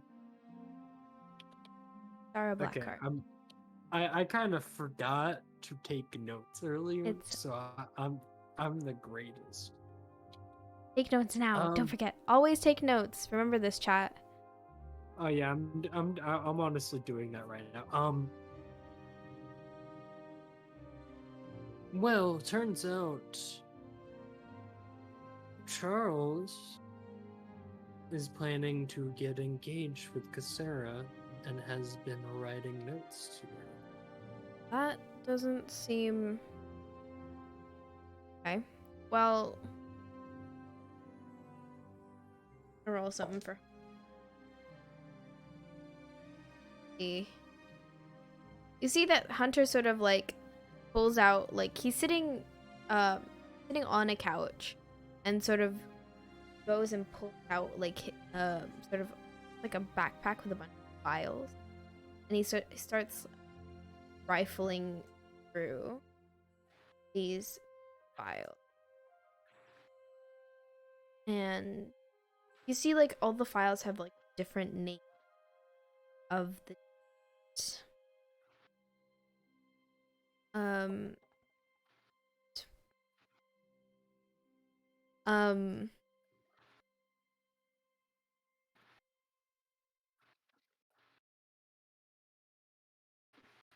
Hunter just rolled a natural 1.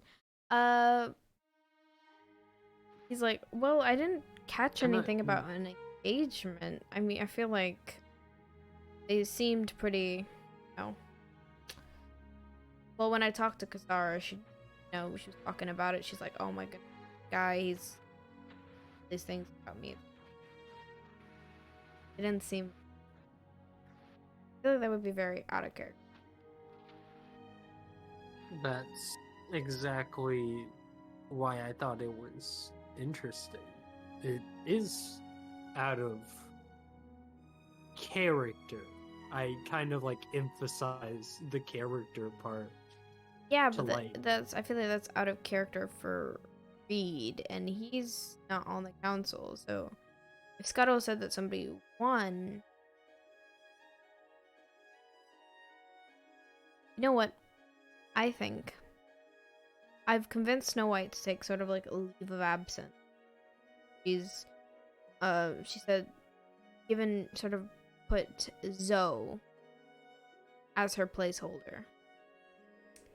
Maybe we can put you in as the placeholder, and then you could be sort of like, you can go in undercover and you can figure out what the deal is for the Dwarven Council, because honestly, Snow was getting a little crazy. So I told Snow to take a breath, gone out to the cabin, she's chilling there for a bit. If instead of Zoe, we put you in as a placeholder for Snow, and then you figure it out. What do you think? I think this is a great idea. It'll be your first mission on your own. And you think this is a good idea? I think it's a great kid. You have learned everything that you need to know. You know it all. I don't say that about a lot of people, because not a lot of people know it all. But you know all of this. You trained with me, for so many years now. It's time for you to start taking up a more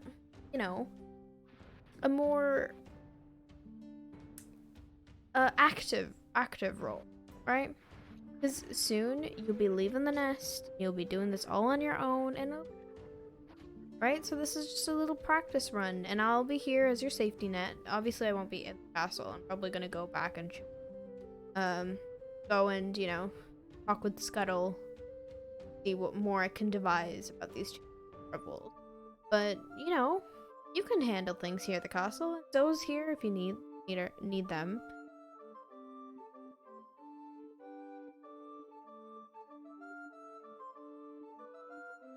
I think this is a great idea. You could do it.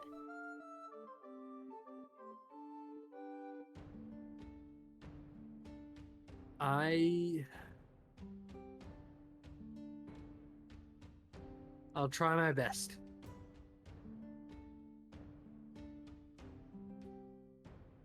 Alrighty.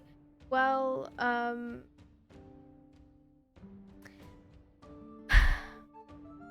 probably gonna get going.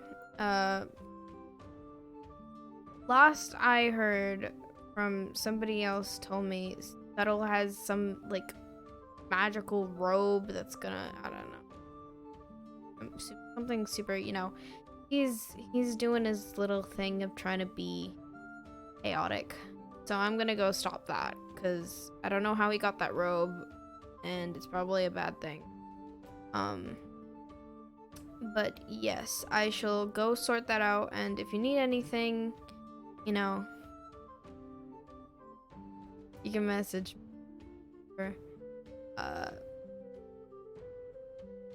Here. And you see he pulls out a little coin. It's like a silver coin. It's almost like a medallion. And he hands this to you, and he's like, that one's easy. You just sort of flip it. If it lands on this dragon here, one side's a dragon and crown. Lands on the dragon, then you can send I'll hear it. Good.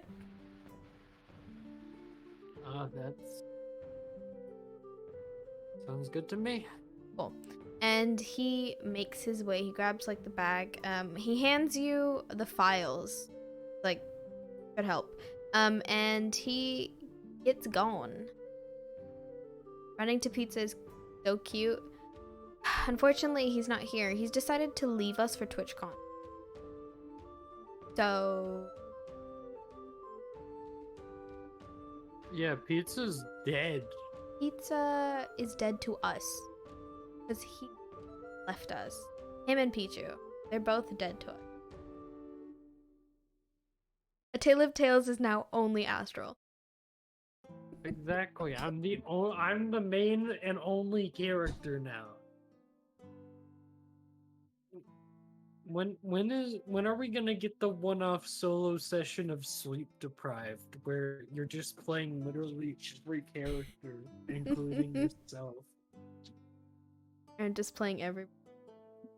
Yeah. Someday. But for now. That'd be a fun parody episode. Just my NPCs talking to each other the whole time. No. Like you try to play the main cast. Oh. I'm Hercules. I love babes. I'm Ada. I'm a gardener.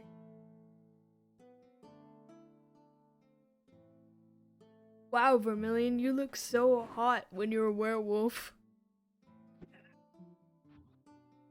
Okay, wait. What's your you did every impression but the Vermillion one. Oh, Vermillion. I'm Vermillion. I'm a werewolf. I don't know if I could do it. I don't know how I'm gonna do it. I don't. Everybody says I can do it, but I don't know how to do it. I don't know. Can I be a leader? I don't even know. What even is a leader? Like a leader of Coke? I don't even have them. I forgot my wallet at home. I can't buy Coke.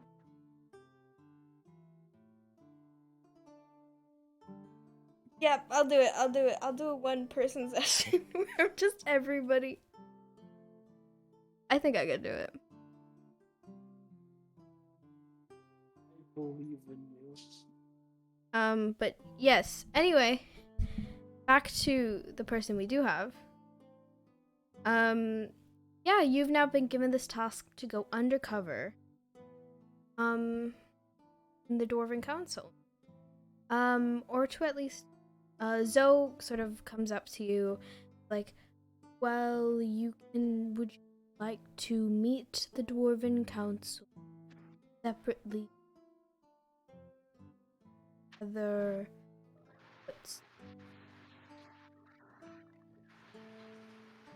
I can do.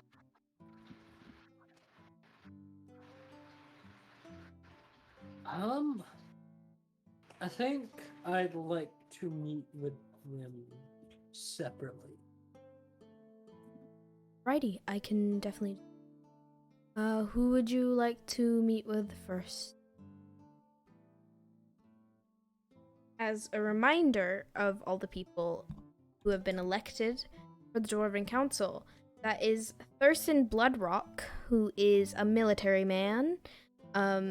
He's been elected for the military general.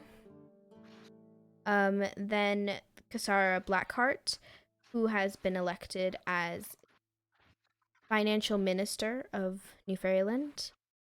Then there's Arabella Wright, who has been elected as the Minister of Diplomacy. Erie, who has been elected as the New Fairyland People's Representative. Louvain Mindshield, who has been elected as the Minister of Law Enforcement. And Grogmar, who's been elected as the Judicial Minister.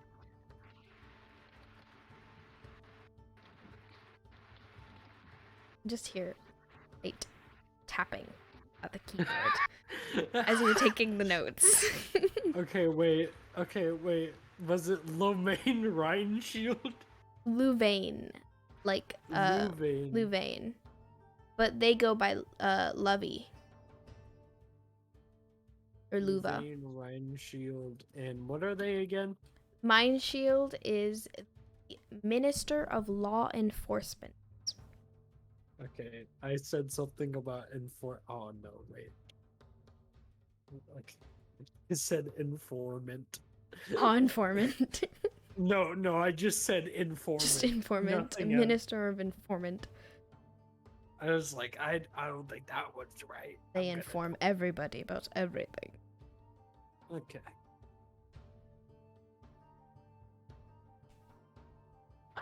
I think the first person that Vermillion would want to talk to is Kasara? Kasara. Okay. So Zoe's like, right away. And you see speeds away, as this turtle does. And a few minutes later, you're sort of left in this room, this sort of like reading room for a bit. Are you doing anything specific in preparation for like meeting Sarah?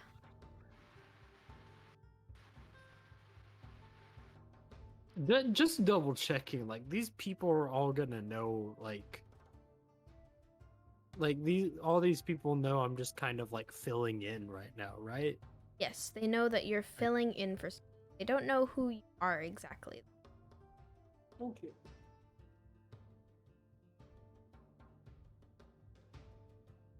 Hmm.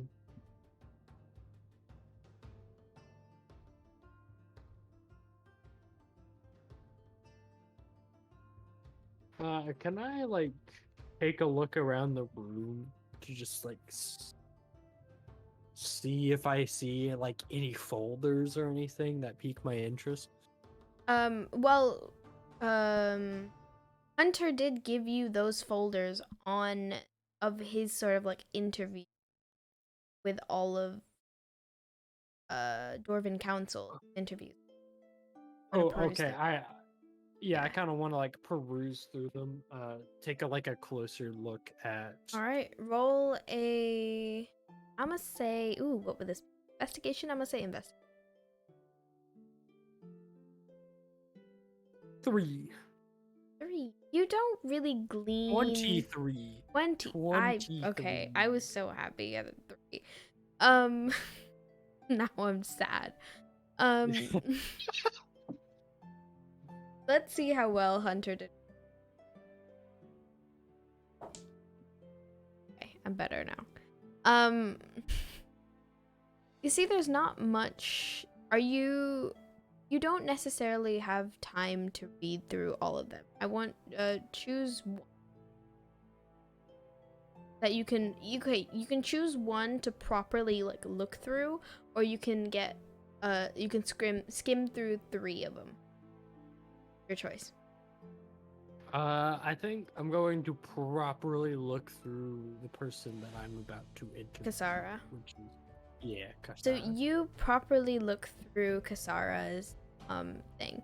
It's sort of like not necessarily a transcript, but like rough notes of like a discussion that Hunter had with her, and it's relatively sort of like talks about how she's like relatively quiet, and it discusses how like she doesn't talk very much during the interviews, like asked like a specific question and then she would talk, and she would very carefully choose her words then speak. It talked about how she talked about in that interview about her father and her grandfather's legacy, and about how she was excited to be one of like the excited to be a female representative on the Dwarven Council, because that was not a very pertinent thing, at least in her father's, when her father was Dwarven Council. And it really like a very politician speak, essentially, is like, that's literally what he wrote. He's like, politician, circled it fully, and yeah, that's pretty much what's in there about Kasara. He didn't get very far in terms of like not necessarily backstory, but like in-depth personal history and story. Okay. Which is probably why he wasn't super thing about Charlie Reed.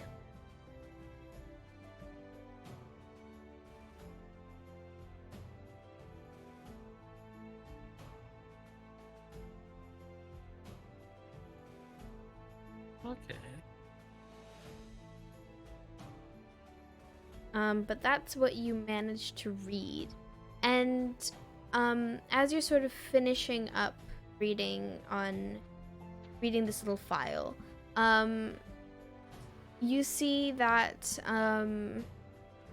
Zoe comes sort of walking back. She's not, they're not speeding anymore, but they're walking like at the same pace as this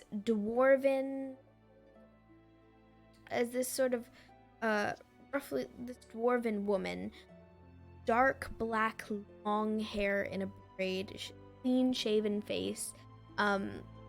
She's wearing a leather jacket with sort of chainmail, almost like epaulets at the shoulder. And there are flower patches, like flowers, like almost embedded here and there, on her outfit over. She comes up and, hello, I hear you, Snow White. Yes, you'd be correct. I don't know what I just did there, but we're just gonna ignore that. Well, you wanted to talk with me? That's what Joe said? Yes. Hey, out of character. They don't know why Snow White is like No, on they don't. break right now. They don't. Well, yes. I just wanted to sit down and get to know everyone personally before I began to work with them over the. Did we say how long this was going to be? Like, was there any like specific determined thing? No. Just like This is all very up in the air. for however long you're going to be working with me. Right, yeah. Well, ask away any questions that you may have. Happy to answer. I feel like this is an obvious question, but what made you interested in the minister, being the minister of finance? Oh, well, it's been a family thing. I'm proud to be chosen by the people as the next minister of finance, because it's an important job. Frankly, I love sucker for math,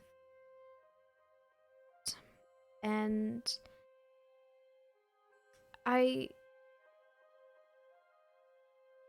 legacy is important, always important. Continue on tradition, and well, what the people have chosen for me to do a good job, or plan to do so. Can I like roll an insight check for this conversation? Yeah, go for it. Are you trying to decipher anything specific, or you just want a general vibe check? Just general vibe check. Alrighty. I rolled a 10 on that. What'd you get? I rolled a 10. 10, okay. Alright. You see that she talks about legacy a lot, and it's sort of, she's trying to sort of do like that, she's trying to do that politician thing of answering the question but not necessarily answering the question. Saying buzzwords. is essentially what she's doing. But you can't really decipher. She seems very content, like, to answer your questions, and it's not like there's no malice towards you or anything. But she just seems to be sort of doing that politician thing of buzzwords to sort of avoid properly answering the question.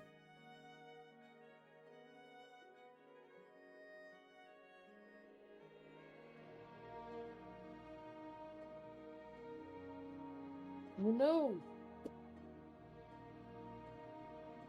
I'm not the press or anything. Like... Oh, I know. My answer remains the same. I'm just happy that I'm where I am. Alright. I've been everywhere.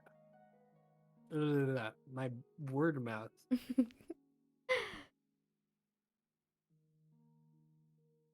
This one may be a tougher question, but I've been seeing articles from this it's Charles Reed, right? Charles Reed.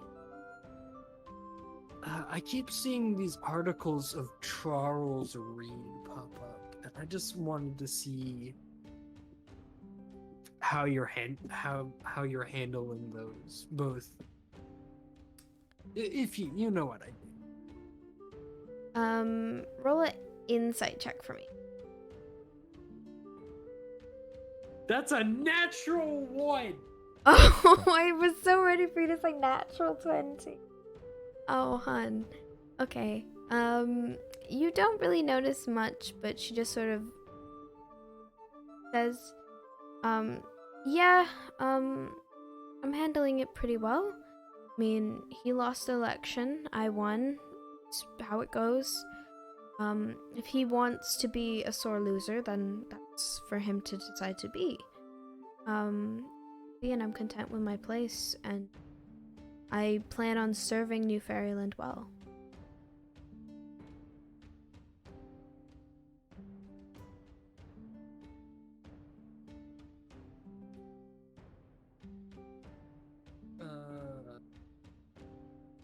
Is there any other member of the council that you're looking forward to meeting with?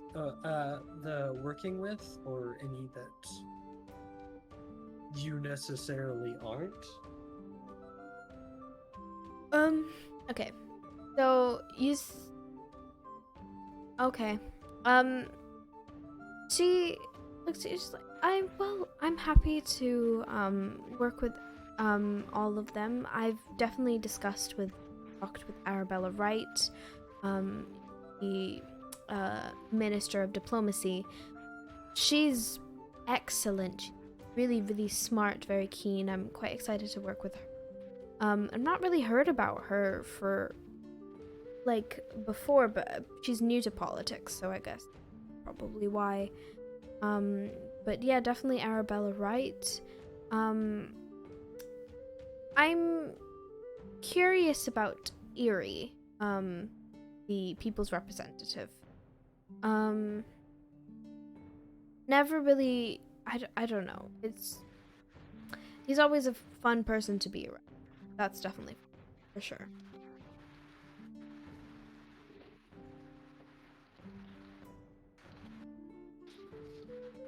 Okay, and just double checking, Arabella seemed like, this is out of care. Arabella like seems nice to work with, but there's like no information. Like she seems new. Yeah, she's new to politics, and Kasara did talk with her and had a lovely conversation, but that's pretty much all she knew about Arabella, and is excited to learn more about her.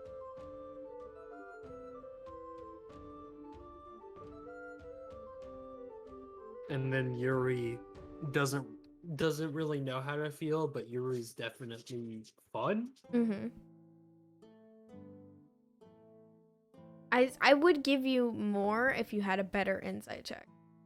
I'd give you more information about the double entendres, not the hidden meanings there, but fortunately, dice not in your favor.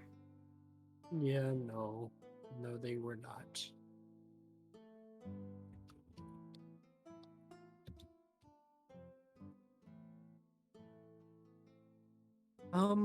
Could you, obviously, if you don't mind me asking, could you tell me a little bit about your personal history, or? Well, there's not really much to tell. I'm me. I grew up, Blackheart, politics in the blood, and, about 2 years ago, I began working the government, and then I ran for financial minister this year. Much to the delights of my grandfather.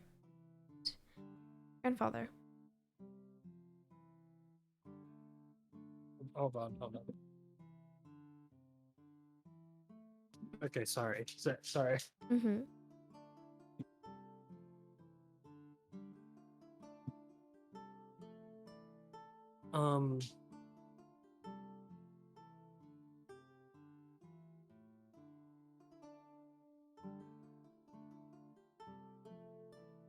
All right. I believe that's... Yeah. I believe that's all I really wanted to. I just wanted to get with you and ask you a few questions. I believe that will be it. Thank you so much for your time, Kurt. I keep messing up names. How is it pronounced again? Sarah, but you can just call me Sarah. Oh, that wasn't a character. That was. Oh. Well, she says that anyway. Okay. It was wonderful meeting with you, Kasara, and I do hope we get along nicely. I'm sure we will. You seem like quite a nice. I'm assuming you're meeting with all the others before the meeting. Yes. That's what I'm trying to do. Get a feel of everyone before the meeting tonight. Well, understandable. Well, I hope the rest of the meetings. And she makes her. All right. So that was Kasara Blackheart. Zoe sort of comes in once again. It's like, who would you like me to summon next?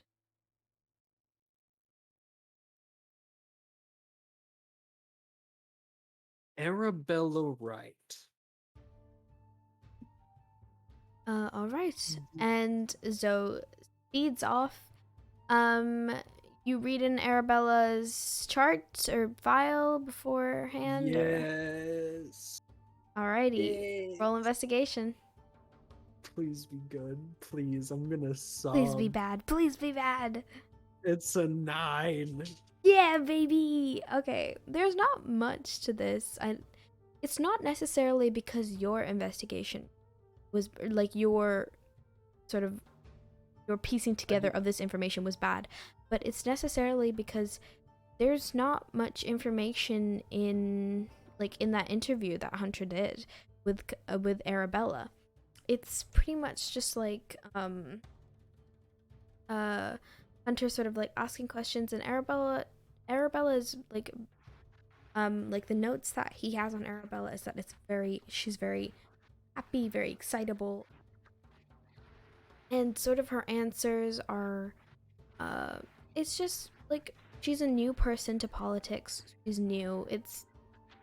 There's not a lot of information going because she's very new. And sort of like a nobody coming up to somebody. Okay. But as you that information and you finish ciphering through it, Arabella comes in with Zoe escorts Arabella in. You see a human with sort of black roots that fall into an ombre of purple and blue dyed hair. And she's wearing this like beautifully colored dress in like pink and like a pink purple. And she sort of comes in, she's like bright smile on her face and like, hello, oh my goodness, very nice to meet you. I hope Snow White's doing okay. I don't know exactly why she needs a replacement, but I hope it's not for long. I'm excited to work with you. I'm Arabella, lovely to meet you. And she sort of holds out her hand. Name's Vermillion. It's lovely to meet you as well. I'm also hoping she's not gone for long. I don't know all of the circumstances. I just know I was called in to replace her for however long. But since I don't know how long I'll be working with you all, I kind of wanted to get the chance to meet with everyone, get a feel of them, to get the feel of who I'll be working with. Would you mind if we sat down and I asked you a few questions? Oh yeah, of course. I'd be happy to answer. It's like the second time I've been like answering questions today. It's kind of funny. I guess that's what happens when you become like somebody important. I don't know. And she sits down and sort of like pats her dress a little bit and is like, okay, what question? Go ahead, shoot.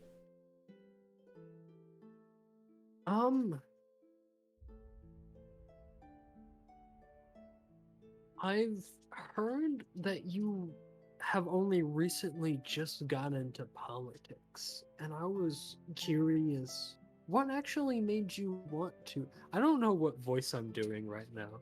I don't know what voice I'm doing right now, but I keep doing. Doing fine. Power through it.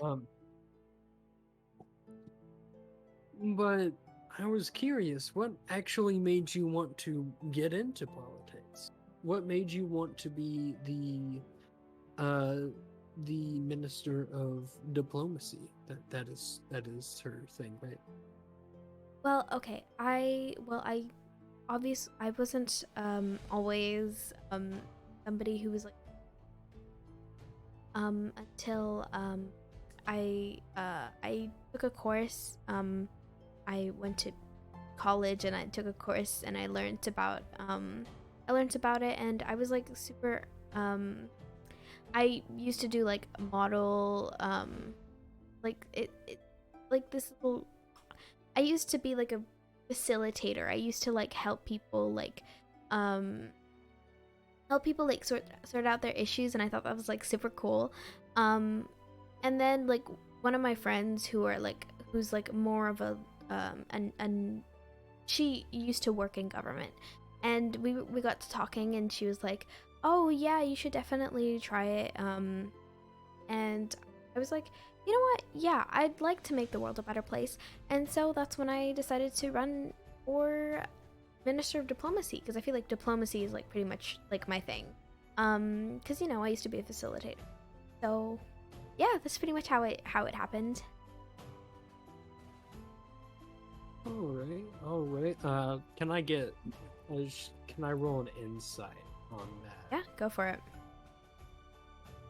Roll your insight. That's a 15. That's 15. Okay. She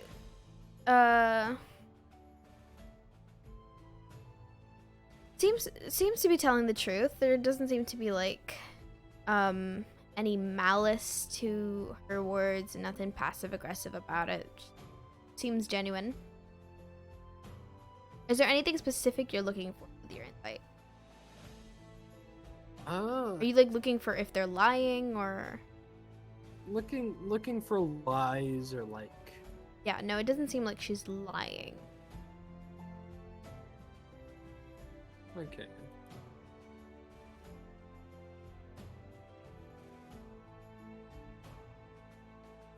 Um. All right. All right. With that, if you wouldn't mind, could I ask a little bit of your history, like what you've been through in your life? If, of course, if you don't. Yeah, sure. I'm always happy to discuss whatever. I'm an open book. So I grew up in Black Point, which is like sort of a little bit of, I mean, you've lived in New Fairland, you probably know where it is, but it's like north of Little Atlantica, and I've lived there pretty much I've lived in New Fairland all my life.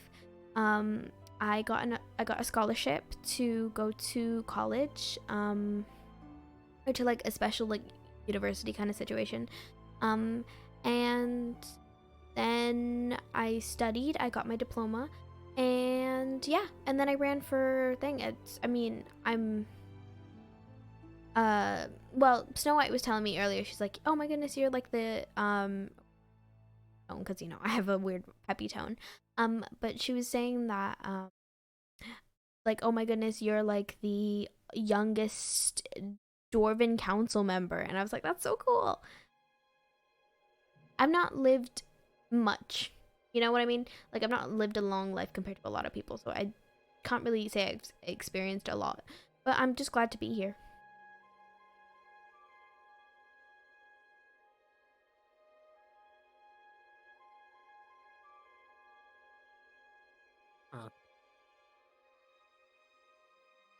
Add a character.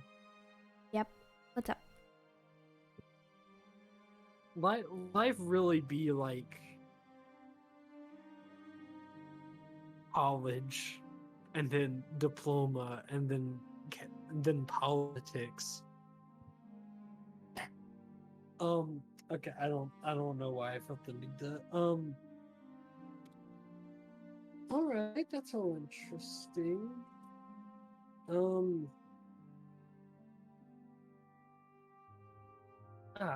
Could you tell me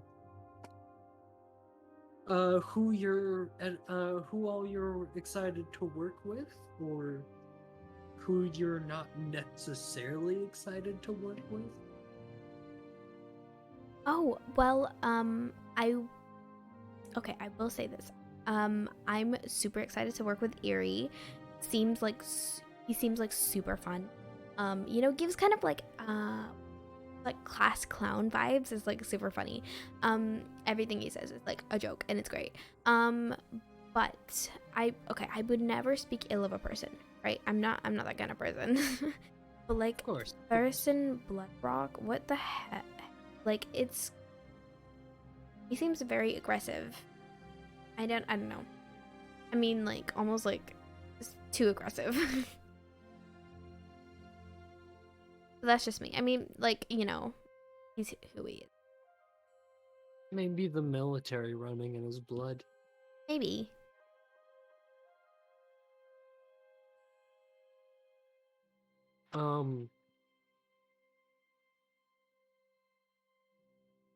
Do I roll like multiple insights throughout a conversation, or is like my first insight just what I You get? can roll another insight.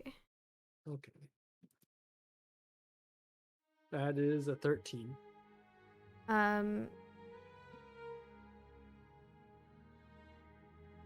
Yeah. She seems earnest, in sort of her, in her assessments, in her assessments of her peers and the people that she are going to be.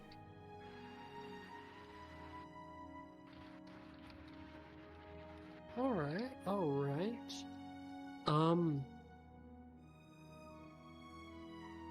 I guess,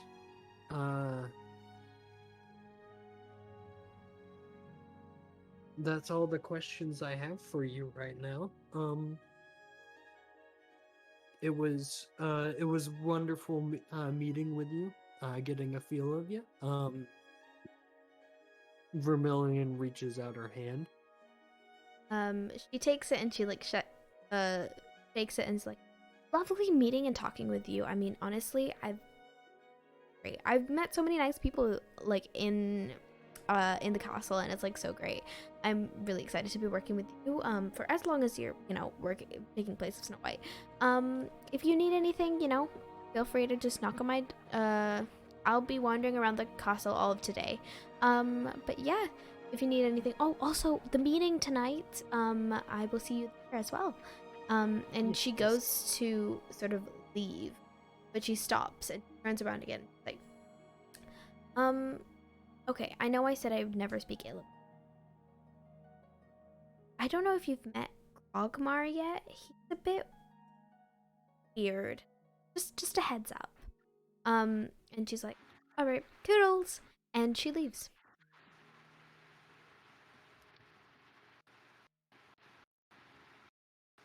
Huh.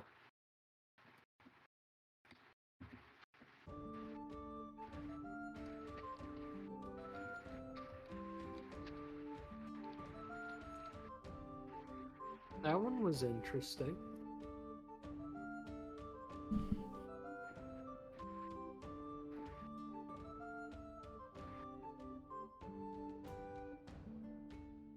Next. Oh, okay. I wasn't sure if Zoe was just gonna come back in the room. Zoe comes in, it's like, who would you like me? You've not spoken to Thurston or Eerie, Louvain, Grogmar. I would like to talk to Grognar. Get him out.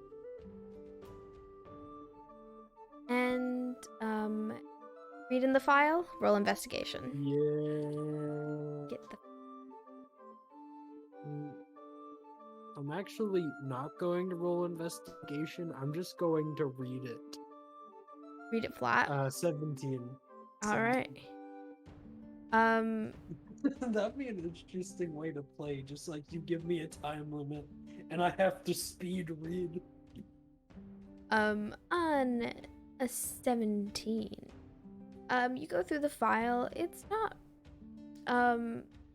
I think there's a common denominator with files. It's not super rife with information. For the reason being that sort of all of these are like one interview, like a quick interview. Hunter didn't put too much effort into it. He didn't actually believe there was an issue here. But it's definitely one thing that you do notice is like odd person is like at the top of the file, and it's like circled and underlined. But yeah, it's pretty much like the rough description is that he's a gentle, like he seems like more of a gentle person, but definitely an oddball. And as you finish reading, Zoe comes in with Grogmar, this huge orc. He's wearing a powdered wig, with a sort of like judge's wig, with a full like purple robe, judicial robe. He's carrying like a little gavel, and he walks in and he's like, "Hello there, it is I, Grogmar." You have to give me a second. You have to give me a second. It is I, Grogmar. How may I be of service? I, Grogmar. I'm going to sob. Hello, it is I, Grogmar. Hello, it is I, Grogmar. I do not appreciate you making fun of my voice. Do you say that as Vermillion? No.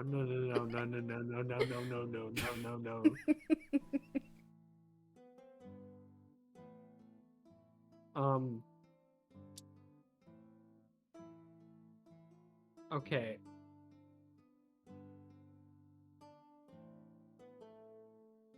I'm sorry. I'm still like Reeling from Grogmar. I'm still reeling from Grogmar. What is this giant of a man? All right. Yes, my name's Vermillion. You may have heard, but I'm taking over for Snow White for the foreseeable future. Honestly, not sure how long. I'm calling everyone. I'm calling everyone in one by one to kind of get a feel for them, get used to the people I'll be working with for the however long. I'd like to ask you a few questions and get to know you. And she kind of like holds out her hand. You see, he goes in and he doesn't necessarily go in for a handshake, but he kind of grips your hand and then like pushes it towards you a little bit, and it's like, and then pulls it to him, and then sort of lets go, and then is like, ask Grogmar whatever you wish, and Grogmar shall answer. For it is I, Grogmar. Can we bring back Grogmar for the actual campaign? Maybe. We'll see.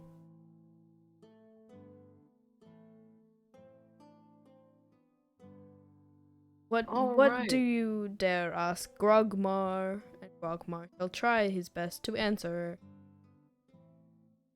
I just what actually made you interested in the judicial position of the council? Grogmar grew up in a very small hole in Blackpoint. It was not like a house or anything. Grogmar grew up in a cave. And Grogmar was sad because he grew up in a cave.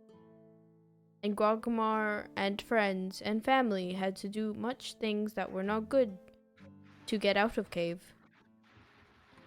So Grogmar decided Grogmar will make world better place. So here is Grogmar to make world better place.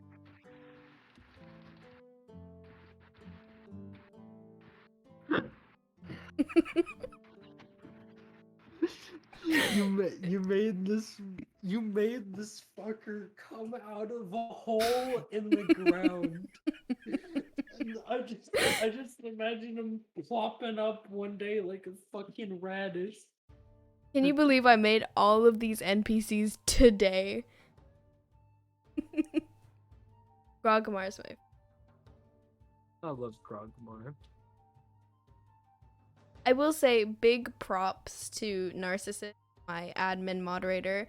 She helped me a lot with like Grogmar. She gave me a lot of the ideas for Grogmar. Grogmar is beautiful. We all stand Grogmar. And Grog.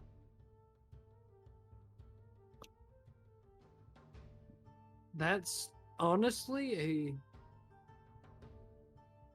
that's a pretty noble words. Words don't come out of mouth when I Nobles. That's actually a very noble story. That also kind of like fills in the blank. That also kind of answers another question I was going to ask you.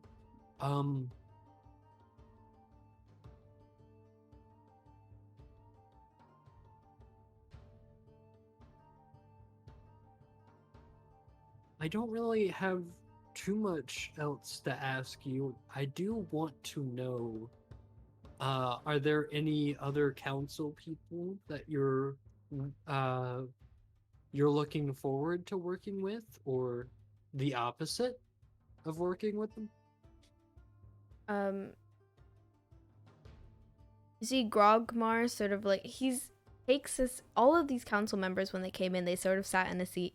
Grogmar tries to sit in this, tried to sit in the seat earlier as he was talking about his life story, and then fully just like broke the chair, so is now like the chair is on the floor.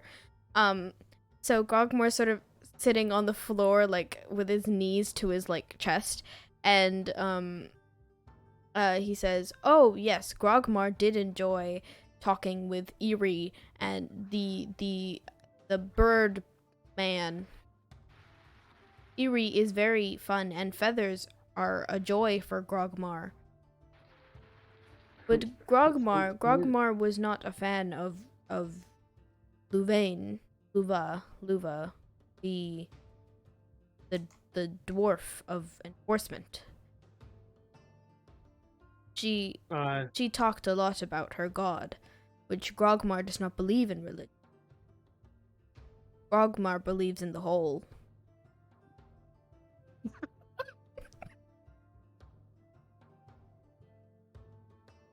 Was that the only thing that sort of tipped you off about Louvain? Was just too much of the religious talk? I guess so. All right. Grogmar does not. Grogmar believes only in whole. I'm not too big on religion myself, but I think it's best to not let Do it you get also too... believe in the whole? I believe in the whole. Good to know. And you see he like pounds, he like takes his fist and like pounds his chest twice and gives you like a solid nod while still sitting on the, like a broken chair on the floor with his knees to his chest. I would like to say I do want to do an insight check. Go for it. I roll a 12. Grogmar is Grogmar. Fair. That's fair. I'm going to put that in my notes. Grogmar is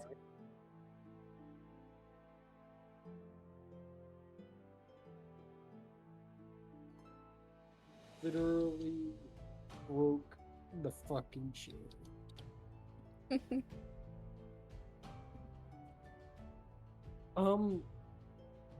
One more question before you go. Ask Grogmar anything. Grogmar shall respond.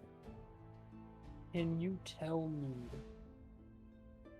a little bit more about the whole? Indeed, the whole is where I, Grogmar, have come from. When you learn and you know about the whole, everything else is in perspective. When I was but a young orc, a young Grogmar, when I was in the hole, I did not live a happy life in the hole. The hole was sad. The hole was angry. But I came and I grew and I out of the hole. And I learned how good the hole was. Because the hole helped me see how good I have it. How good Grogmar has become. Because in the hole, Grogmar was bad. But I grew and I learned. And I became a good Grogmar. So Grogmar believes in the hole.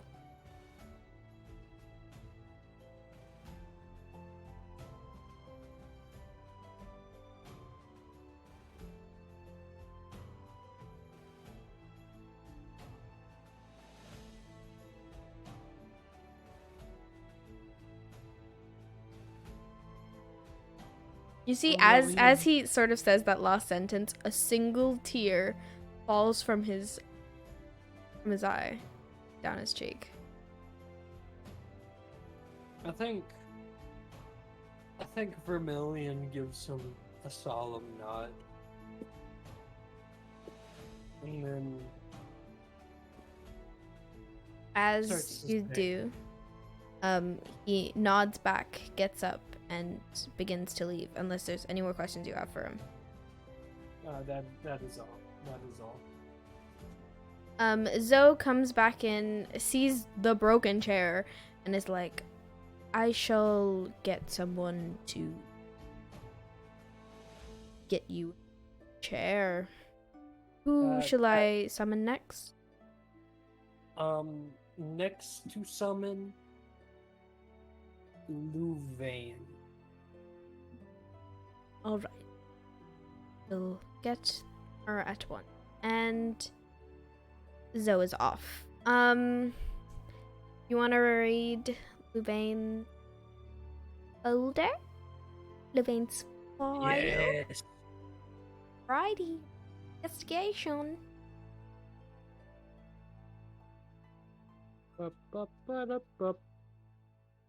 That is a natural 20. You look kind of broken. How does it feel? Oh, fudge. Okay, that's fine. I love natural 20s, y'all.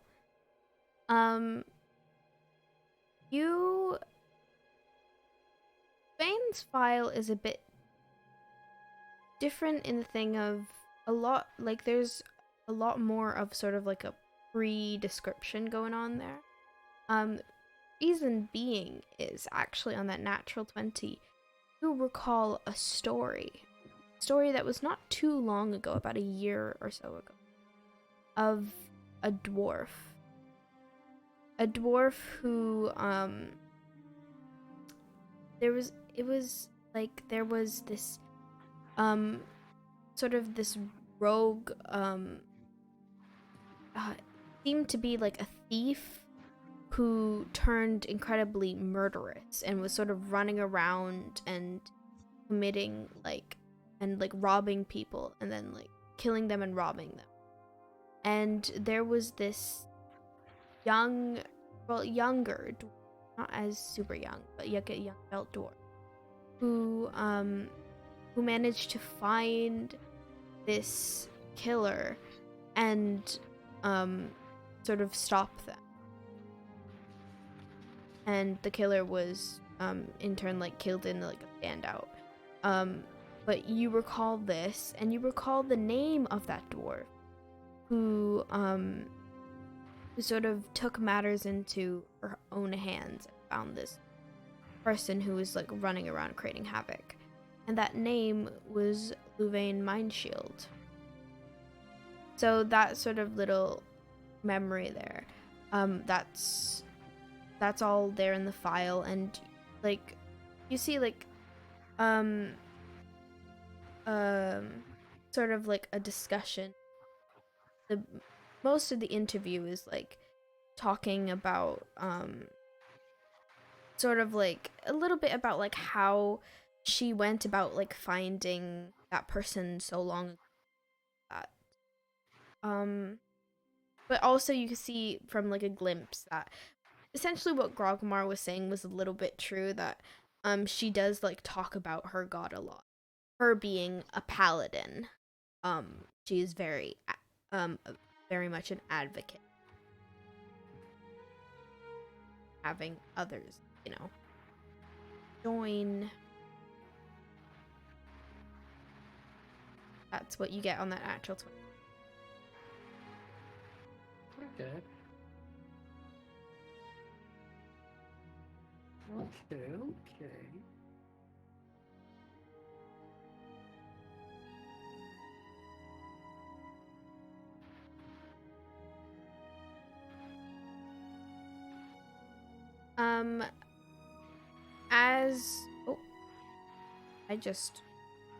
That was not good. What did you do? Bad thing. How dare you?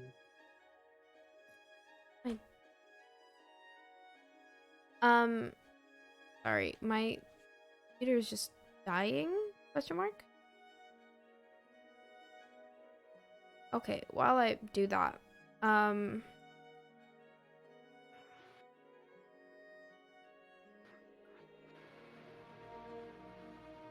okay. As you finish reading that, Zoe comes in with Louvain Mindshield, or Luva. She's a blonde dwarf. She has like a long beard braided and her blonde hair, curly blonde hair sort of out. She's heavily armored, got chainmail, spike epaulets, and you see like there's green accents, like velvet green. She nods a bit gruffly and then you see Zoe sort of like comes, she's not only is she coming with Luva, but also with like a full new chair, and they sort of put the chair down, and Luva like nods and thanks Zoe, and takes a seat in the chair.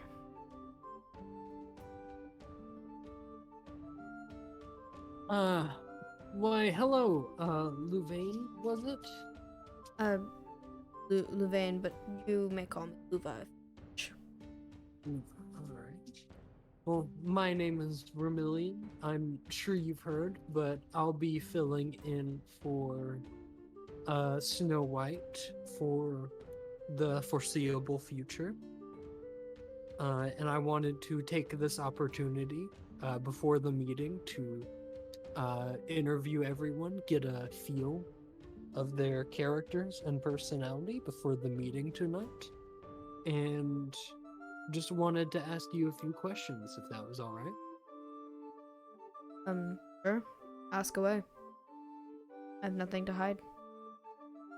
All right.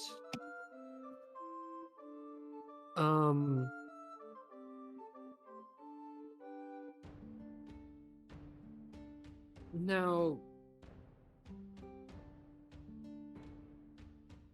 I've heard stories, and I wanted to kind of ask you about them. I heard around a year or two ago, there was a notorious thief turned murderer who seemed unstoppable, but from what I heard, you were the one who put an end to them and stopped them. Could you give me a little bit of insight on how that went, or what went through your mind when you decided that enough was enough? Well, I had my personal scoundrel. He was escaping those who he wasn't supposed to. And in the end, I had no choice but to take matters into my own hands. Probably why I've decided to campaign in fact Snow White herself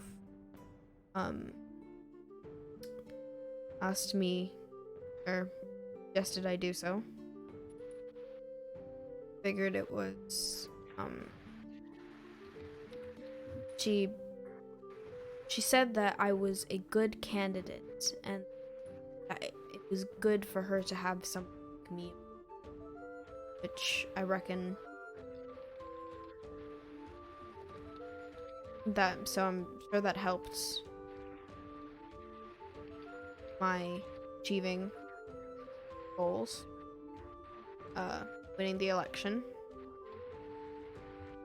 Of course. But yeah, that definitely did happen. Can't say anything, but stories, I will say stories are often true, and they can also not. I did have a lot of help, and I did end up doing that. Of course, it was all by the grace.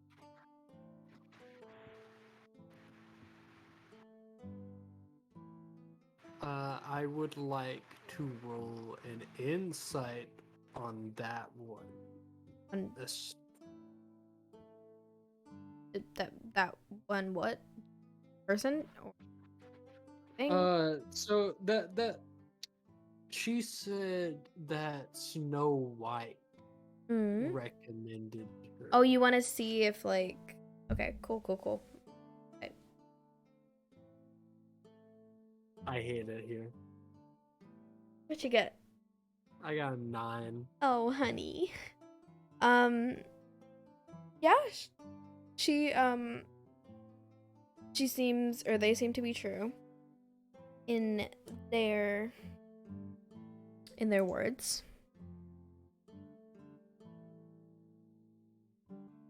It's a refreshing honesty that you're kind of sensing. It's more of like a, I'll say what I'll say, you know, not necessarily careless, but in a sense of lacking that guarded sort of feeling that you got from a lot of other people that you've talked with. Like, I got nothing to hide type of feeling. Yeah. This is like true open book, if you know what I mean. Alright. Of course. Well, I guess that also kind of answers the question about why you wanted the position in law enforcement, but is there any more insight you can give me into that? Or is that about it? Pretty much it. I saw injustice. White handled it. Snow White suggested.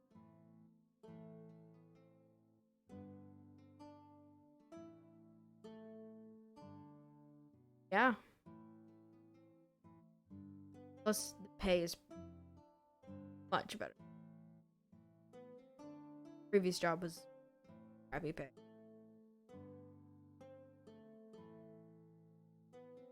Oh, if you don't mind me asking, where did you work prior? I worked in the mines up north. And then I relocated to New Fairyland because help bakery for and all over. None of it was good pay. I'm getting solid pay now.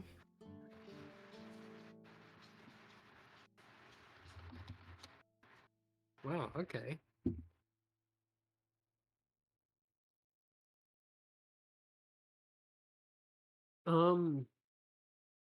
What about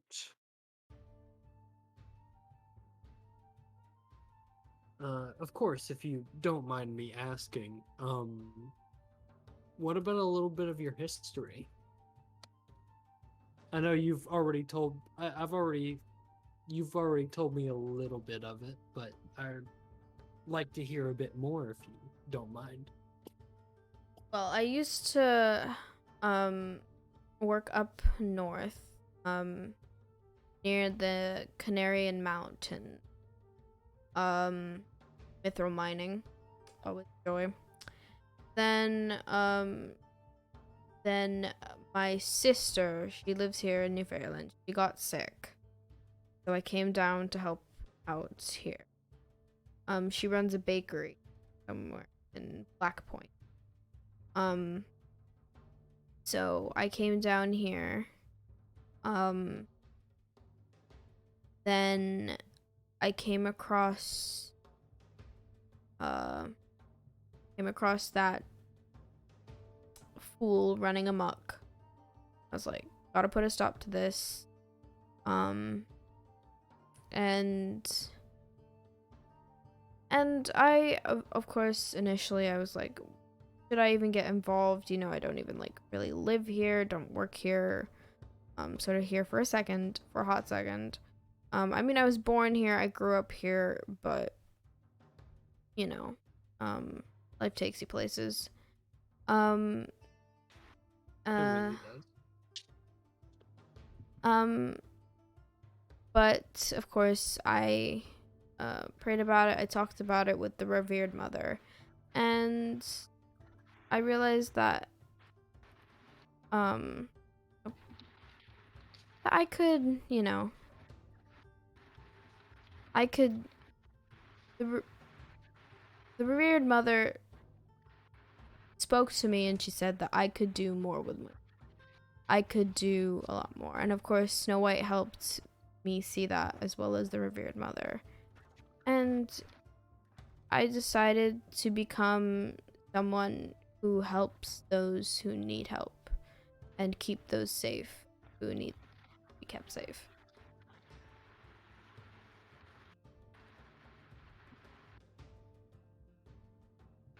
It's honestly a pretty inspiring story. Glad you think so. So do the candidates. So that's why I'm here. Any other questions? I do have one more. Happy to answer.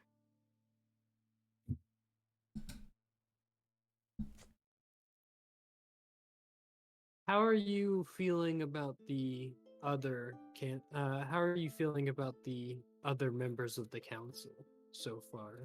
Any of them you're happy to work with, or any of them give you a bad feeling? Well, I'm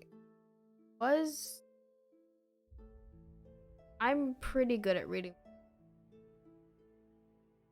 I didn't. That Arabella, she's really peppy. I don't know if that's just the me thing. Oh my goodness, so in my face, I hate it. But, she seems very excitable. But then again, you know, there's sort of a charm to it. That Thurston Bloodrock, I can understand him. He's a bit aggressive. You know, in an understandable way. He's got it's a passion, you know. Yeah, and then there's Eerie. Oh, I'm sure you've heard a lot about Eerie. Everybody seems to be. But he's a solid guy as well.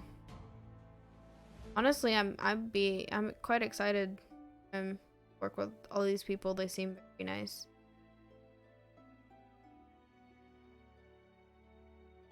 Don't hate it. And I'd like to roll an insight check on that. Go for it. Roll in. 22. Okay. Again, a refreshing sip of honesty. Okay. So just genuinely doesn't think ill of anyone. Yeah. Just like that person's a little bit too peppy. That's it. Okay. Well, all right. It was wonderful meeting with you, and I'll look forward to seeing you in the meeting tonight. Vermillion kind of like reaches out her hand to give a handshake. Luva like takes it and does like it's a very strong handshake, and sort of nods and then saunters off. Zoe comes back in, and is like, who would you like me to call next? You've not talked to Thurston, Bloodrock, or Eerie.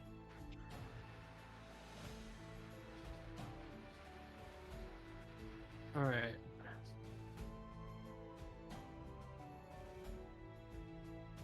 Or you can just call back in Grogmar. I can just keep calling in Grogmar. We'll be here for like 10 hours later. My boss is calling me. I'm like, sorry, I have to talk to Grogmar.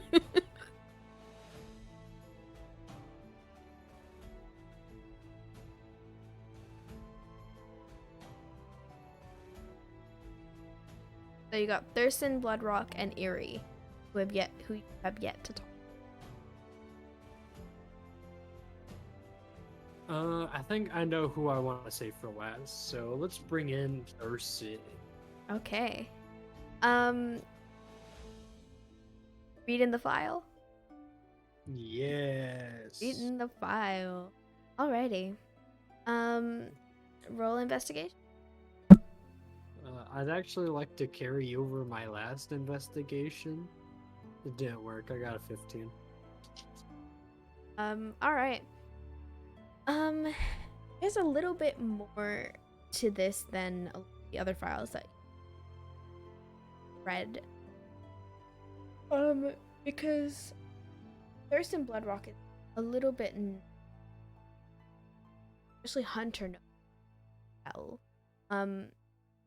Because Thurston served in actually like a bodyguard to and done a lot of stuff in the very into patriot. And he can be very that's what you divine from the front of you. As you finish reading, so comes in person, and you see a short, thick-set man, they're quite tanned, surprisingly, a thick gray balls like two sort of like button, wearing a breastplate, thick padded trousers, and he's like carrying a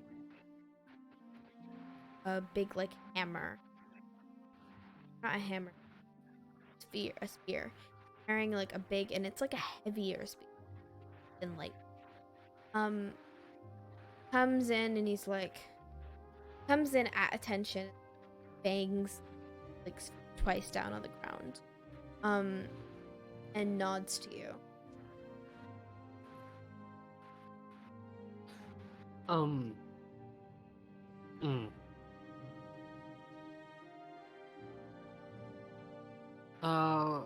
Hello, Thurston Bloodrock, I assume? Thurston Bloodrock here. Yes. I was told you have questions for me. Yes. My name, question, like, you said this guy has like a history with Hunter. You wouldn't know and him. Snow White. I don't. Yeah, no, okay, you don't know him. Would he know me? Would not know you either. Okay. This was before you. This was when Hunter was working for Snow White, which was briefly, but it did happen before he took you. Oh, okay.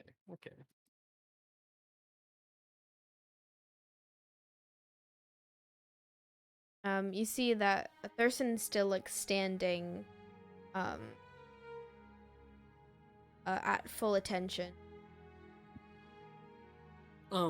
If you'd like, you may sit. He bows his head, takes a seat in front of you,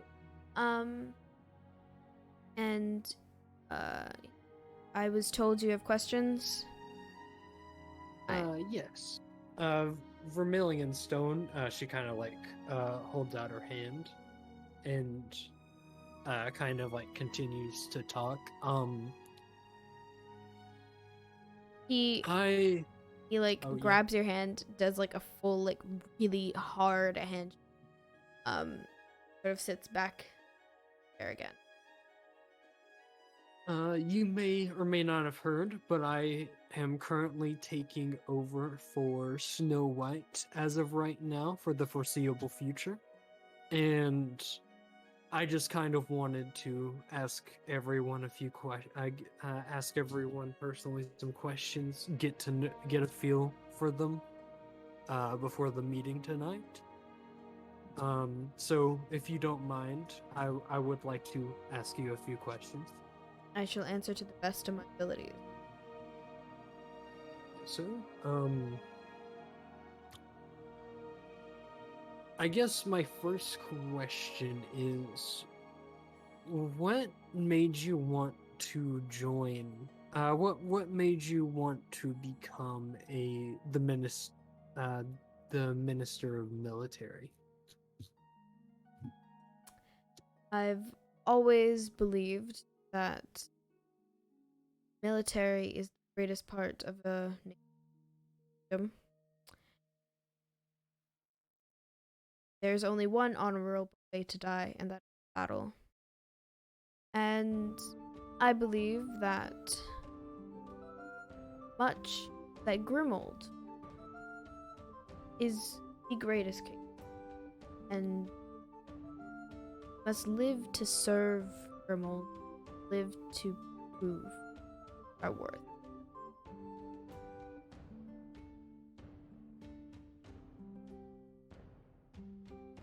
I like to do a little bit of an insight check on that, Go for just it. to you know the I drill know. by now. That's a dirty 21. 21. What exactly are you trying to define from? I guess I'm just trying to see if he's genuine, if there's like any kind of nervousness at all. or No anything. nervousness at all. He is steadfast and determined in saying. He sort of seems like he's like sitting up a little bit, beginning of conversation, talking about like when he starts talking about mentioning he seems to be like getting passionate about it. You can tell that there's a lot of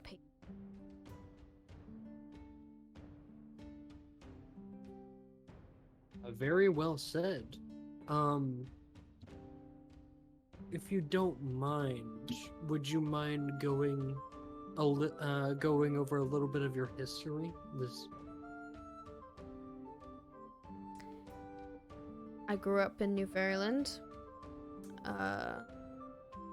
I began as soon as I could. I got into the military.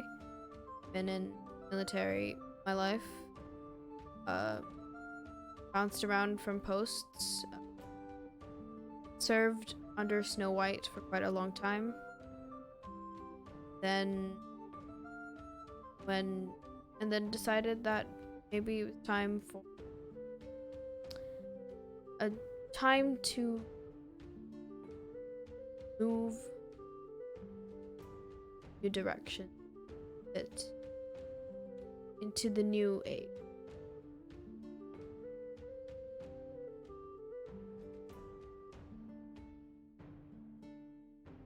That was also well said. Honestly, I think I've gotten a pretty from just those two questions alone, I think I've gotten a pretty good feel. I guess I have one more question for you, and that is about your fellow council members. How are you feeling about them?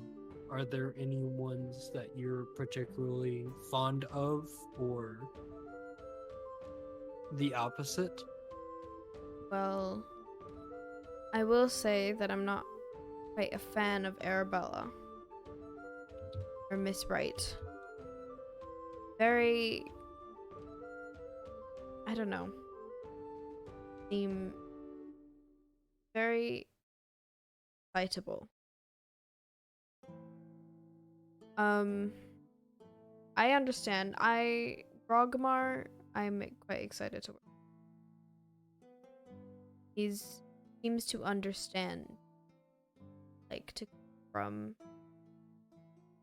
nothing.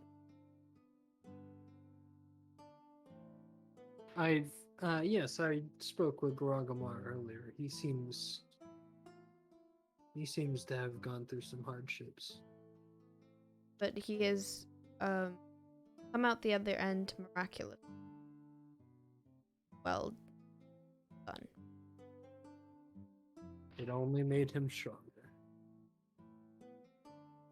Is that all the questions that you do have? Yes. Sorry for holding you. My apologies for holding you.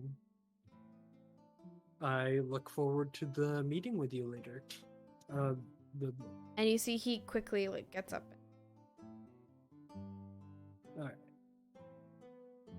And then Zoe's like comes back in. I shall.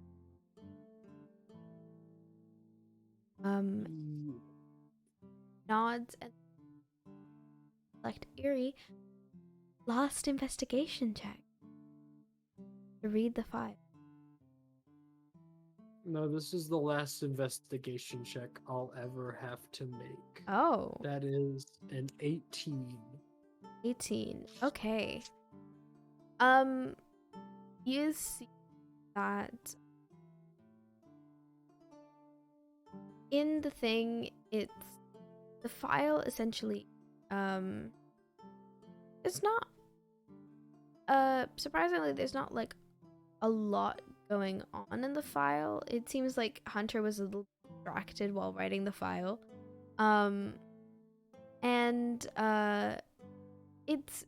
It's more of like one of the definite things, like first sentence, definitely attention seeker, is the first sentence in the file.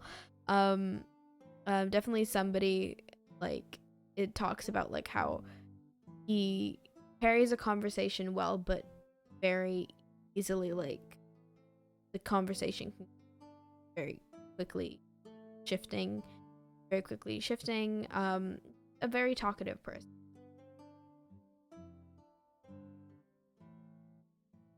And that's what you divine from the file. As you finish reading up the file, Zoe brings in Eerie, a Aarakocra with bright orange feathers in, honestly, like, pretty much just, like, bard clothing. Got, like, the Tudor hat, flat cap in dark purple, the puffed, like, shirt, like, puffed pants as well. He sort of comes in, and he, like, arms open wide. Hello there, hello. My name is Eerie, and does like a bow. I heard you have questions for me. I am ready to answer. It's absolutely wonderful to meet you, Yuri. Is it Eerie? IRRI, Eerie. Wait, IRRI. Okay. I have been misspelling the name the entire time. Most of them are probably hard to, like, verbal. That's fair. That's fair. You may or may not have heard, but Snow White is currently going on leave, and I am taking over. I am currently taking over her position for the foreseeable future. So for however long I'm going to work with you all, I just wanted to get a feel of everyone. If you don't mind, I'd like to ask you a few questions. Not at all. Ask away. I'm delighted to answer any questions that.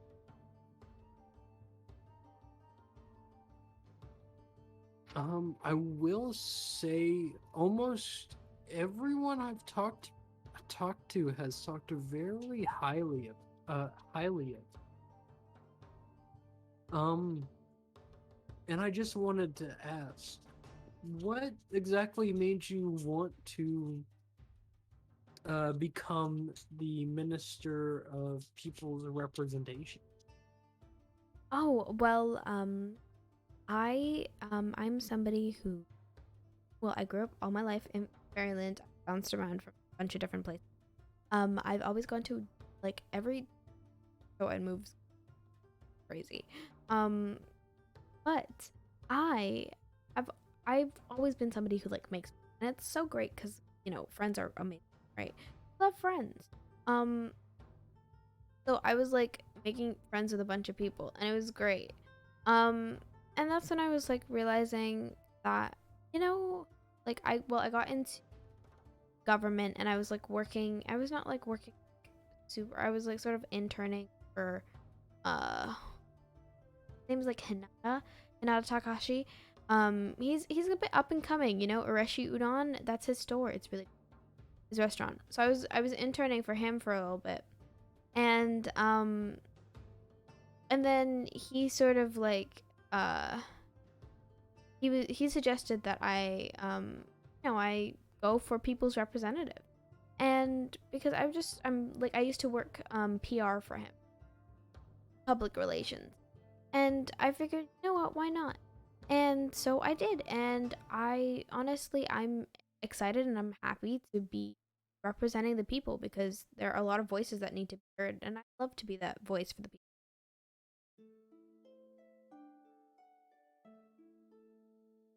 That is on some very noble reasoning. Can I do an insight check on that? Go for it. To check genuineness. 21 dirty.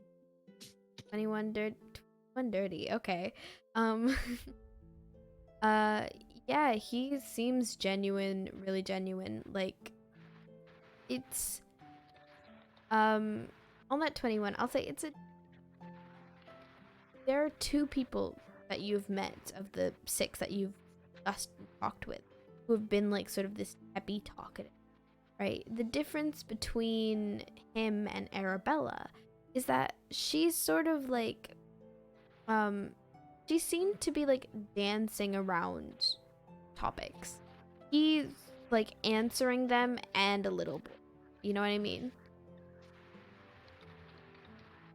They seem to be very 2 different spectrums of preppy talkative, peppy talkative.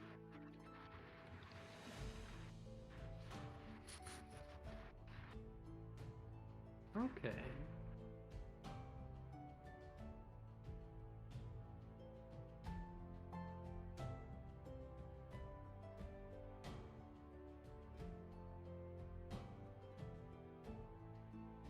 But yeah, Okay. if you, I mean, it wasn't always my goal, and I will admit that I have admitted that, but I'm excited to be somebody that the people talk to, and know that I will speak for them when no one else. And considering you were nominated, I'm sure there's plenty of other people who are excited as well.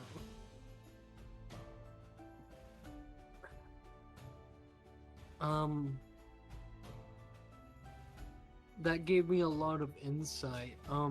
Would you mind telling me a bit about yourself? A little bit of your history? Yeah, sure. Well, as I said, I grew up in New Fairyland. I grew up in the Clear Ridge area, like Clear Ridge. And then I moved to Kaizen, which is where I grew up, and I graduated from there. I graduated uni from there as well. And then I got the internship with Hinata, and then I worked PR for a little. Hinata does have like a little section of his company which does like partially work for the government, like a subsidiary or some little thing. And so I worked there for a bit, and then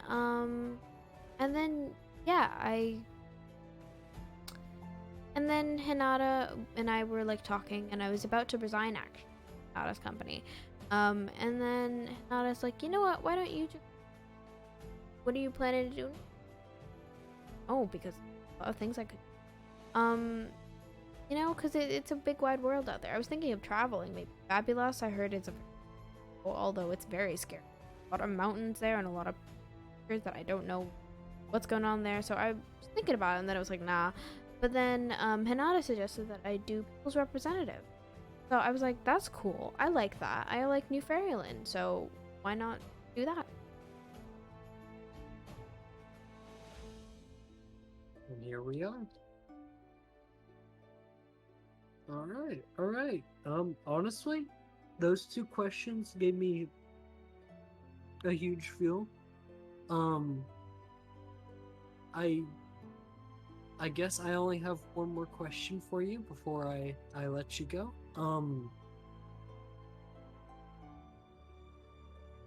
How are you feeling about your fellow council members? Uh, are you are you excited to work with anyone in particular, or do you feel anyone's vibes are off? Well, I quite like all of the people I've met so far. Well, I've met Thurston and Tara. I actually think I've met them all. I didn't pick up any bad vibes, I guess, if that's what you're asking. Um, I quite like them all. Well, Grogmar is a character, that's for sure. I quite vibe with Grogmar.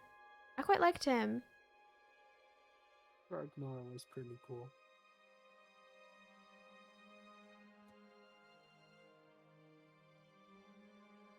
Don't worry, Mango. Running to pizza left us all. You're not alone. You're not alone. That hurt. Wait, was That there? pain. Oh wait, I'm dumb. I thought someone was actually named San Diego, but that's what TwitchCon is, isn't it? Yeah.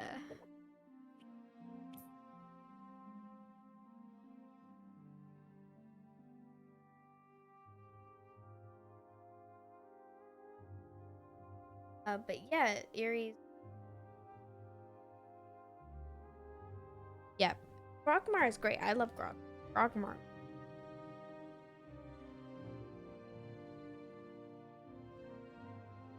Ragnar is pretty great.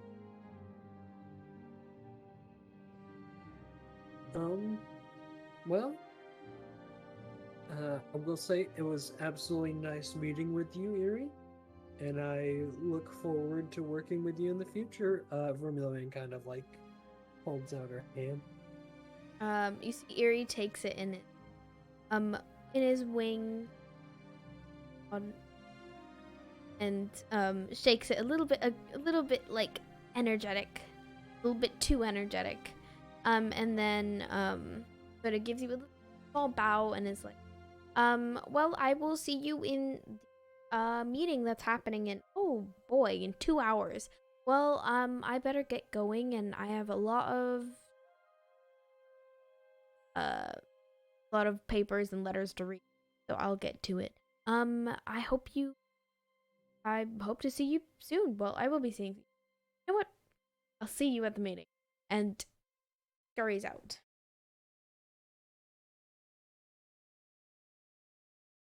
Um, wow. Huh.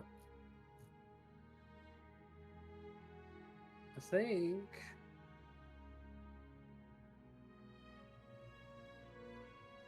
I personally. Okay. Was there anything else after that? Zoe comes back in and they say, so any thoughts?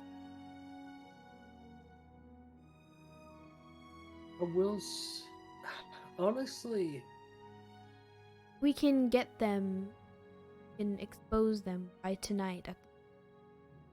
That would be quite advantageous. Get them out of office, if possible. I will say almost everyone I spoke with tonight seemed genuine and honest. But that's. I will say the two throwing me off right now. Blackheart and Wright. More so Wright than Blackheart. Wright seemed very dodgy with the questions.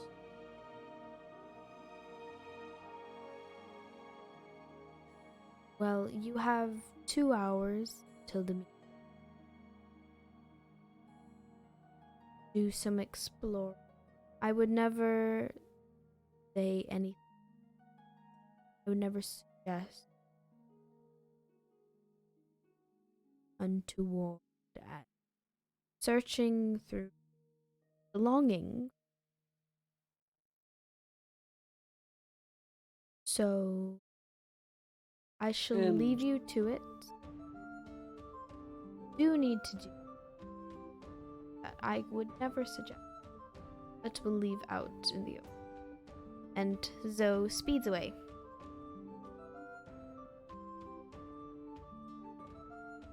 Well, looks like I got some searching to do. And I think Vermillion is going to go straight for the honestly most sus person's door, Arabella. Arabella? Okay. Well, Arabella, so none of these people actually have like a room here at Castle. But there is like a they do have like sort of designated working. There is like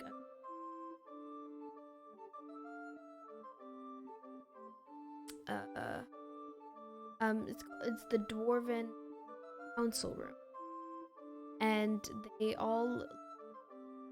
have their stuff there, and they go and they sit there when they can. Otherwise, they're out and about. They're eating with people. So you want to go find Arabella and go to council room and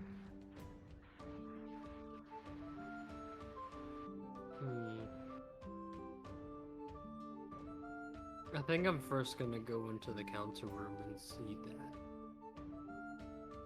look, check to see there. You go into the council room, you see Rogmar is sort of sitting there in his full, the wig is still on his head, he's got the gavel.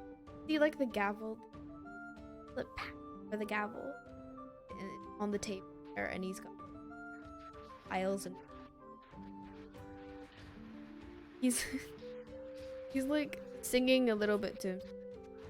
Rogmar do paperwork. Rogmar doing paperwork as he's like going through files.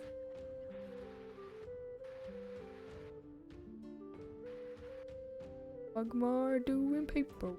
Rogmar do paperwork. It's just Grogmar in here. Just Grogmar sitting there doing paperwork.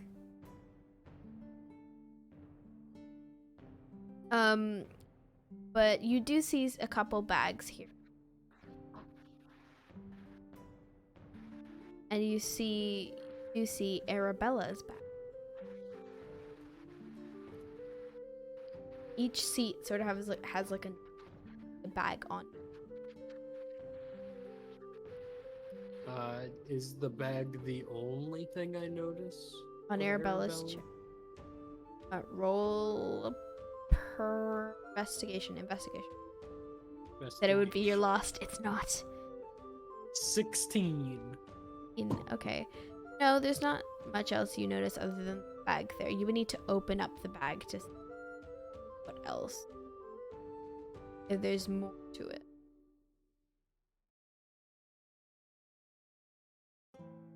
I think Vermillion's gonna kind of like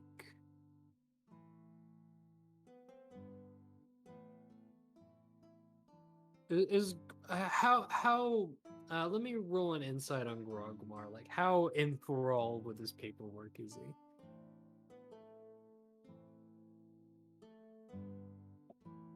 Dirty 20. He's very invested. He's actually, in fact, he's more invested in the song he's singing than the paperwork itself. Grogmar, paperwork. Grogmar, paperwork. Grogmar, paperwork. I am going to kind of go through the bag in the way that it's not suspicious. Stealth. Oh, persuasion. Persuasion? What? Because you said you're going through the bag in a way that's not suspicious. So Oh, okay. yeah, at least the way you phrased it, unless you're trying to hide the bag. 18. Okay. Grogmar doesn't really notice much, and you know, he gives you a little nod acknowledging that, and continues back on his, still singing the song. And you go through the bag. Roll a investigation for Mother 9. fun. There's not much like going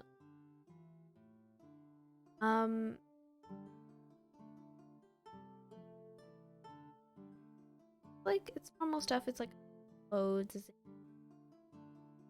a little like mirror there as well, like a key ring with on it. Yeah, not notepad. Nothing in the notepad. It's empty.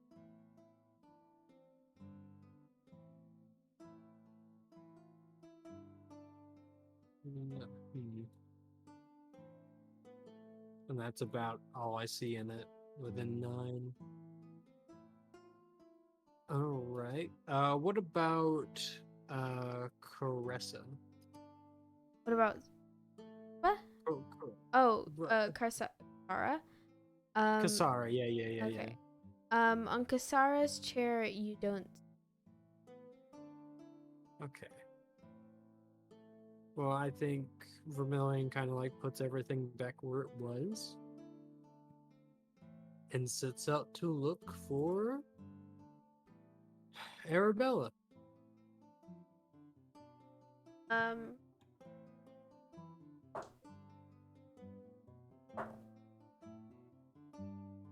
Find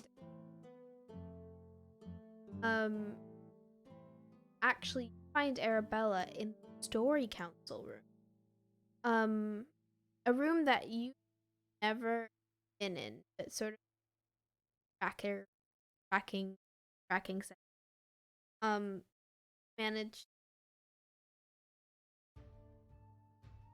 Managed to locate Arabella to the story council room. Now in the story council, it's a bunch of desks here and there, and you notice sort of Arabella like not necessarily like sifting going through a desk, but sitting at a desk, and she's sort of writing something on pieces of paper.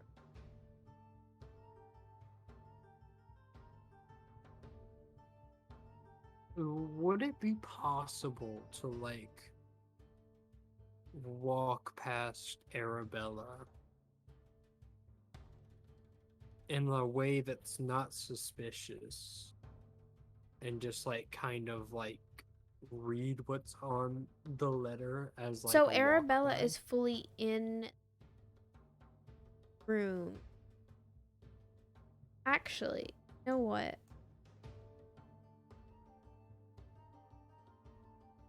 I'm gonna say no, I'm not gonna say. Well, No, you should say it. You should say it. okay. No, I won't. So the story council room is a full room on it, and like you are sort of standing outside of the door, and at the back of the she's like at the back of the room, unless you have like tension sort of like go in there. I don't like it'll be hard for you to walk by because you would need to fully walk into the room then walk out.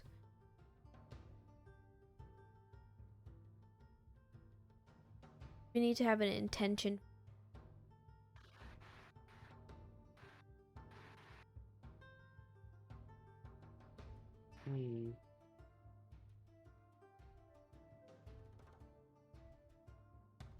Uh,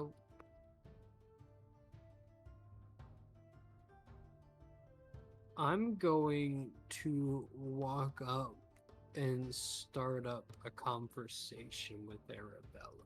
Okay. You walk up and what do you say?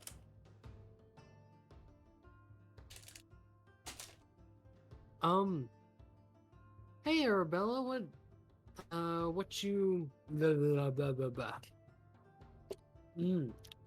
I can form sentences like human people do. Crazy.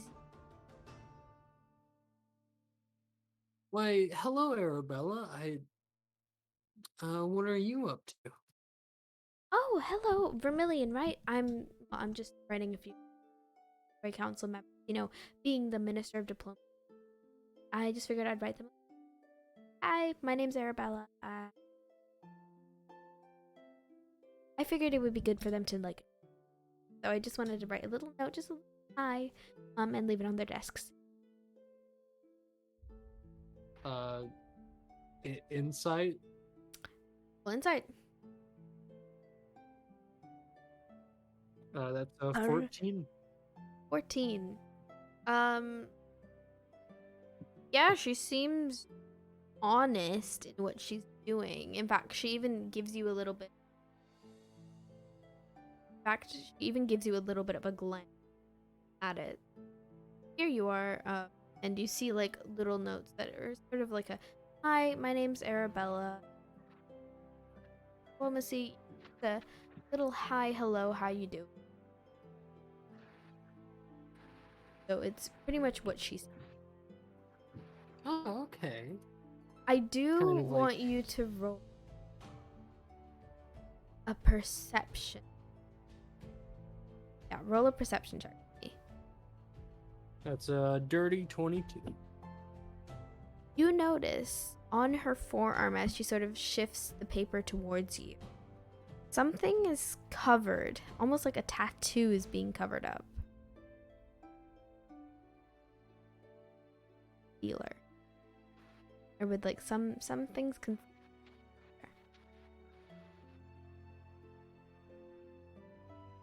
Is there a drink around or anything? No. Actually, you know what? Let me see. That's a no. That's a 4. The dice are not on your side today.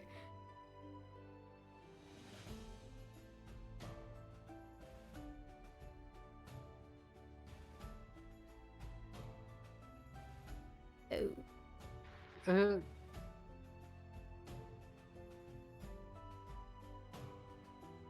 Did you cut yourself or something? Cut myself? No. I Why? I can be very sorry, clumsy. I'm not. I'm sorry. I couldn't help but notice the. I'm sorry. I couldn't help but notice that there was a little bit more concealer on your arm.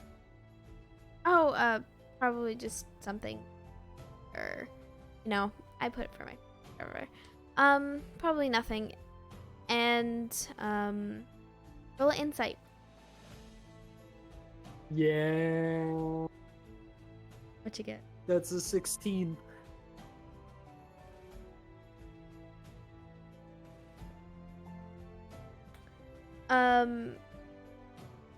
She seems pretty. She's just, Why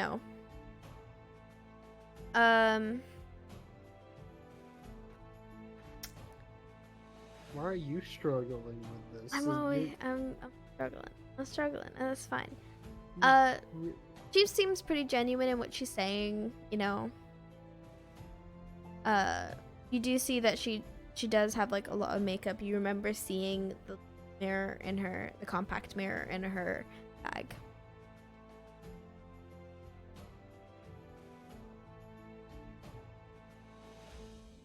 So does she wipe it off or anything?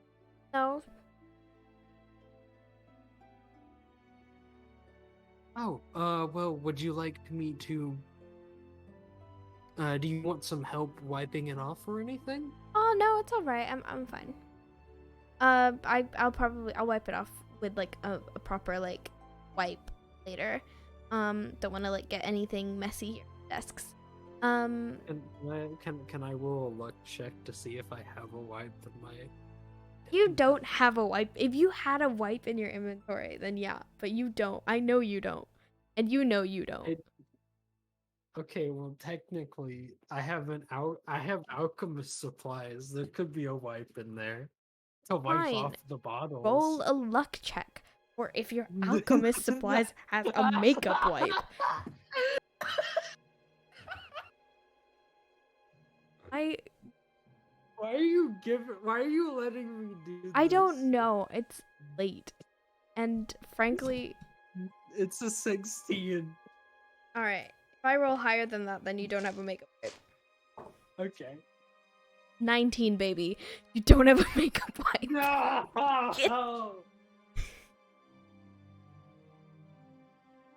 I love being a demon. Okay. You don't have a makeup wipe. And in fact, she starts gathering the papers. To like sort of, she like puts them on the desks and it's like, okay, well, I'm going to get going. Bye. And sort of begins hurrying away. Okay, like, do I need an insight check to like pick up on the fact that was sus as hell? You don't need it. That was suspicious. He's suspicious.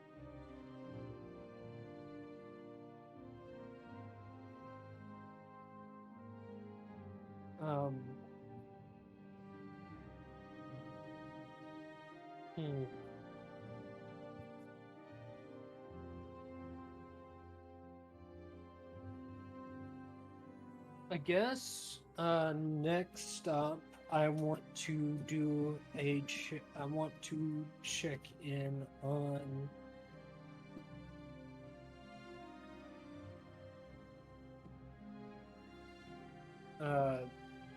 I always Blackheart. I want to do. I'm just gonna say the last. I want to do a check in on Blackheart. Just enough time to do. So you head out and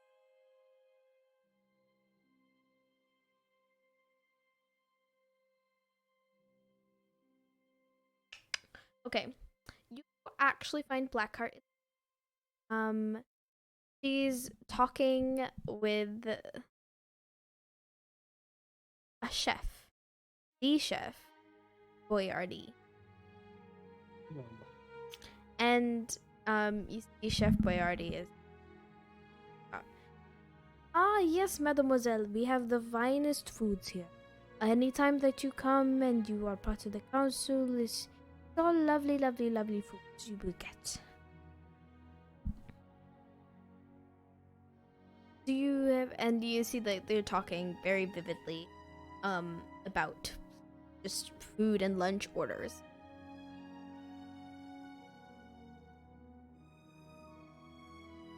Is that the main thing they're talking about?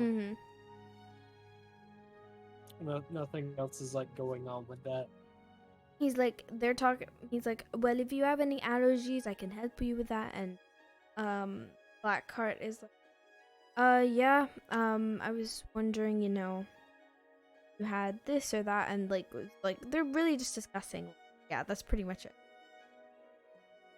Okay, if that's the case, I kind of want to wait till Chef Boyardee is finished, and we are the... Insight check.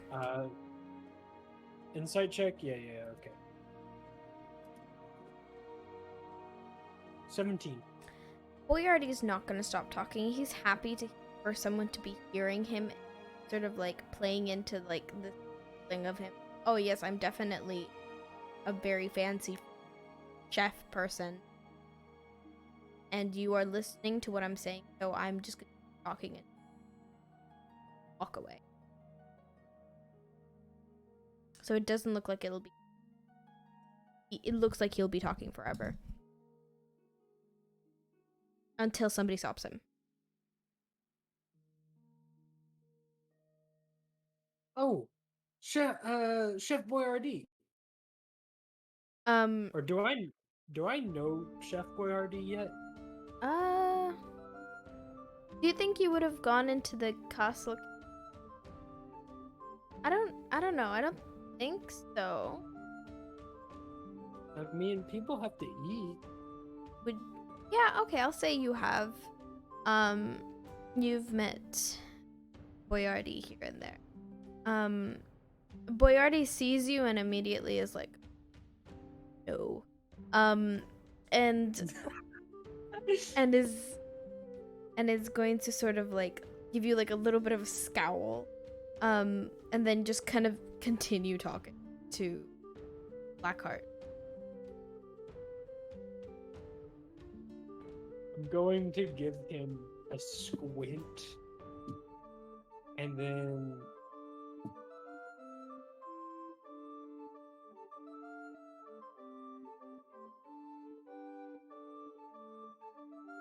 I guess I'm gonna find myself a beverage.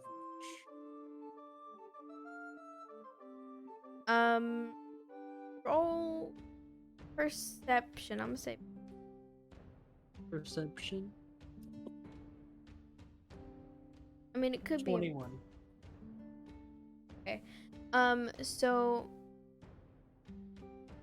yeah, you find like there's some like fresh like cider, apple cider. There's like grab one. There's also like lots of jugs of water and milk.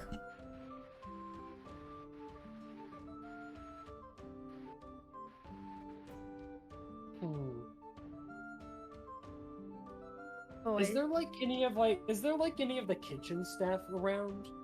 Yeah, they're all busted. It's not as busy as when it's not super busy, but it's relatively. I think I'd like to try to pull one of them aside. You see, there's this gnome that's sitting there, like, chopping.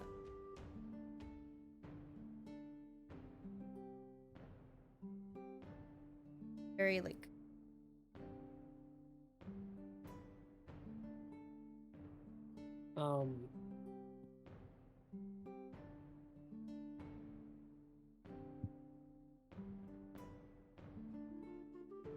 And just, like, no one around, really? Like, no one within earshot? Within earshot? There's that gnome that's within earshot? I meant the gnome, yes. Like, Yeah. Anyone within earshot of the gnome. Oh, of the gnome.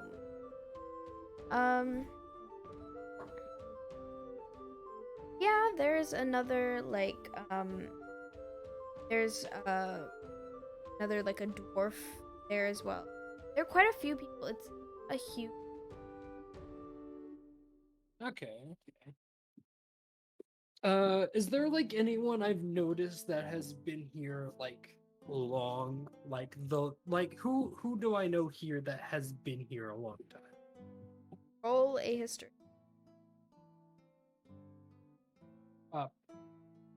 That's a 5. Not been to the... Because Chef Boyardee is not a kind person. And he sort of is... Whenever you are...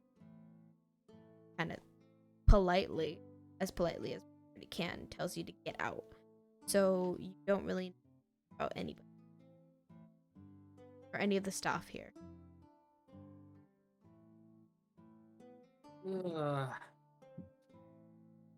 Yeah, I'm just gonna, like, fix myself a glass of lemonade in preparation for the meeting.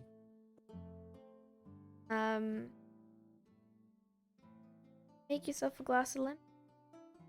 Anything else you're doing? I believe that is all. Well, the meeting comes by. You head to the... As does Blackheart. Blackheart sort of as does everybody else. And all in now, I want us to go to Owlbear Rodeo. Which is a lovely little website, for those of you who don't know. Owlbear Road is where we do combat, but today, not necessarily combat. Sort of fun little thing. Fun little thing. Never mind. Yeah, never mind. Hey, mind nothing.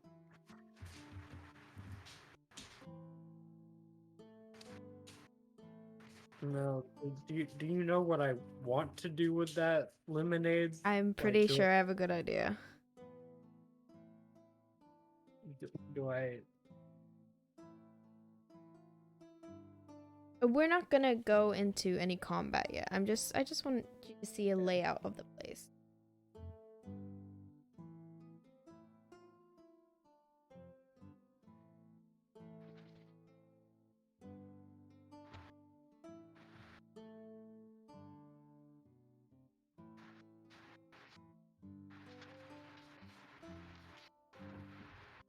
Alrighty. So, here we are, at the bottom right corner is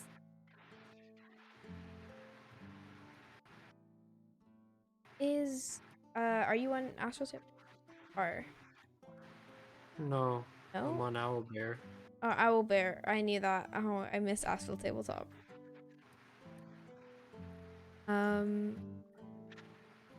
You're a blood hunter. There you are. Look at you. That's you.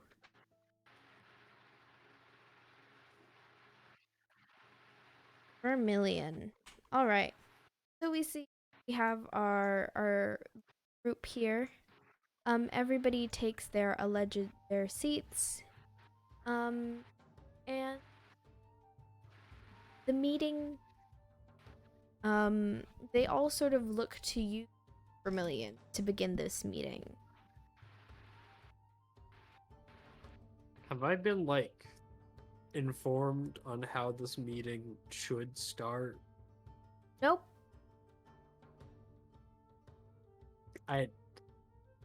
But Zoe does sort of grab you a little bit before you head into the. Do you have an idea of who it is or what you're gonna?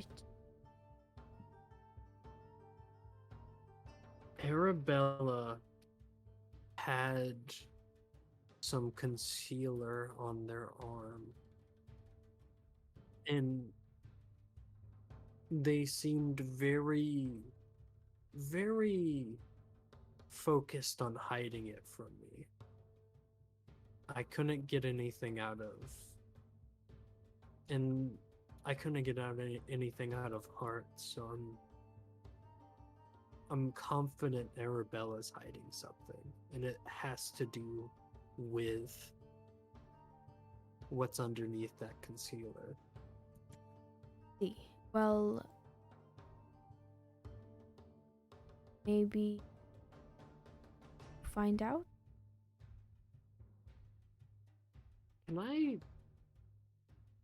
Are you allowed in the room at all? Not particularly. Could I ask you to either... Could I ask you, or can I ask you to... I want to pour liquid on the concealer, but I don't know how I can do it without seeming suspicious or purposeful. I was wondering if you could get someone to come in with drinks and do it. I could but it may... The sooner this is, the better it is. Maybe one of the people in that group are not who they say, but the rest are. You've gleaned good intention, the rest?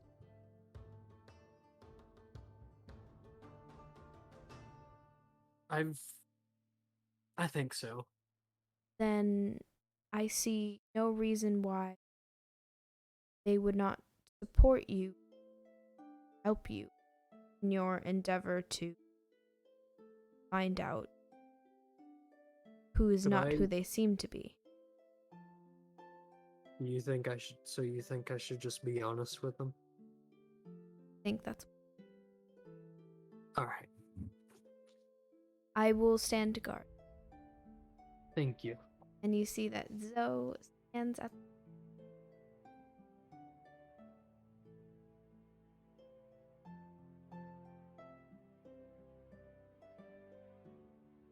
Alright, everyone. Thank you so much for coming to this meeting. You see now, like a collective like nodding. Grogmar does a little bit of a clap. Thank you, Grogmar.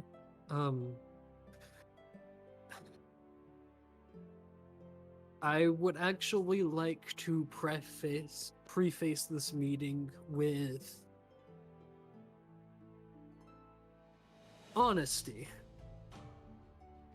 Most of you have been honest with me in our one-on-one interviews, and I believe it is fair that I do the same.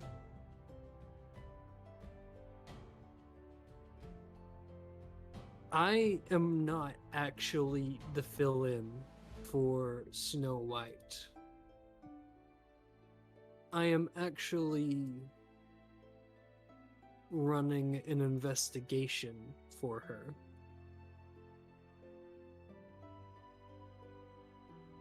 And I hate to say it, but one of us is not who they say they are.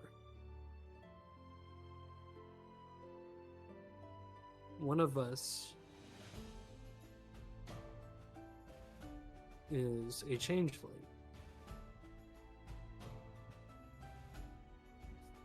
Hear like a few gasps from at the table, and a few of them are like fists clenched, anger, or maybe found out. Want to roll an insight check? Yeah, I would. Welcome. I would love to. That is a 19.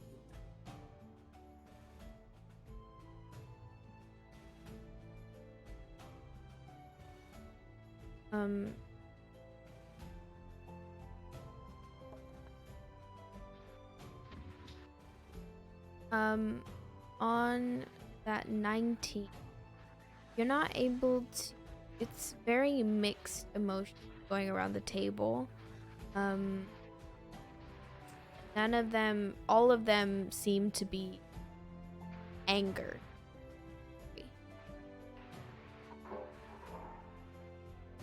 None of them... Like, you can't really tell what kind of anger, though, from everybody. All righteous anger, pretty much. Any of them angry at me for lying? No. Nobody's angry at you for lying. Now, before we even discuss this topic, I want to eliminate one of my suspicions right from the get-go. Arabella, show me your hand. Remove the concealer.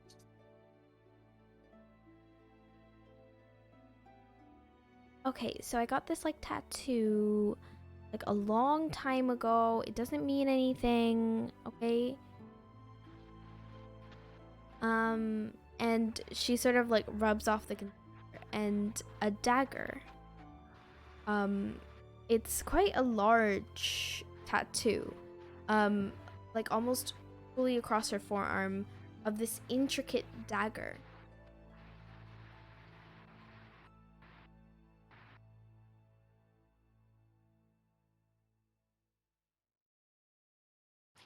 Do I recognize the dagger at all?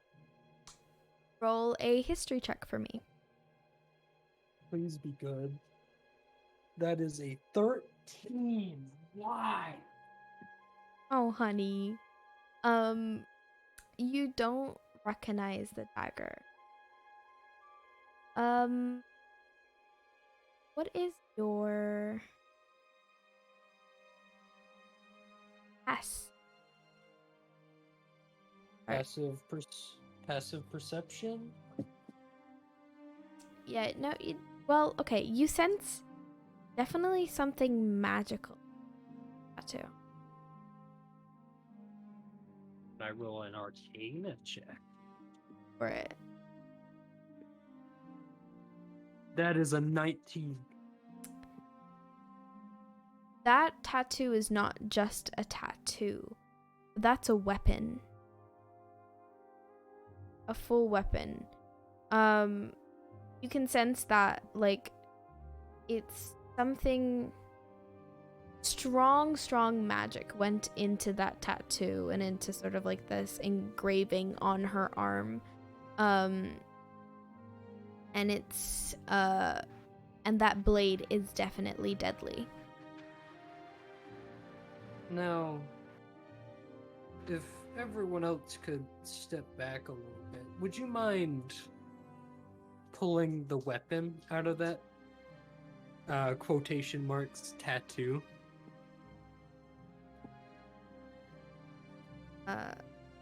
Certain people do step back. You see that Kasara and Eerie step back. Thurston actually steps closer to Arabella, and as does Luva. And Grogmar just vibes. Grogmar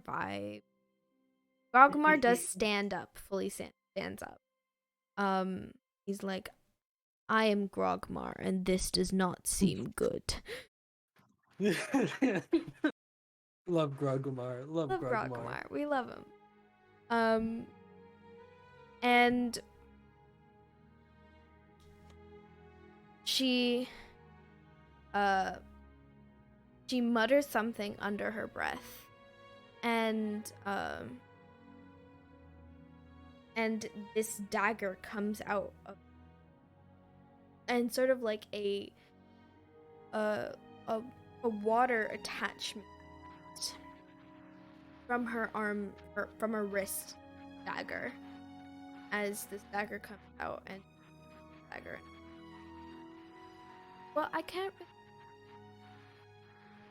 I guess the jig is up. And you see she changes shape.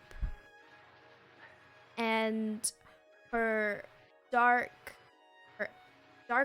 black hair with ombre, blue, and purple sort of highlights that turns to like this bright, fiery red hair. And still in this beautiful dress, this she looks at you and she says, only you. How did you know what? Fine. Just know that we will be back. New Fairyland will not ever. Everything may seem good and great and perfect right now, but just wait.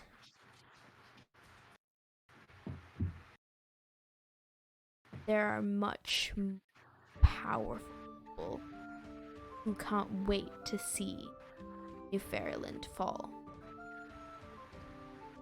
And I'll stop them all. And she a really cool. Like cool for us or cool for her? Cool for me, because she slashes Thurston in the shoulder as she bounds away. I kind of I want to like. Oh, what- gets I, attack. Misses oh. as gets running.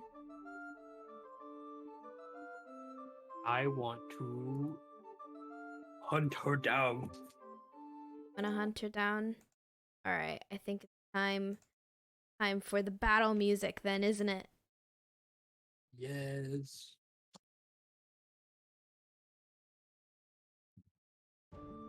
That's not battle music. Okay, you hunt her down. Now I want you to roll it.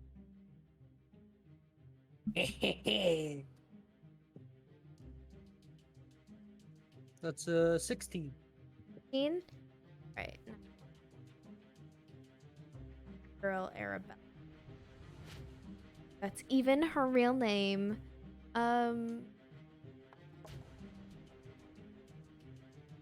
Of course.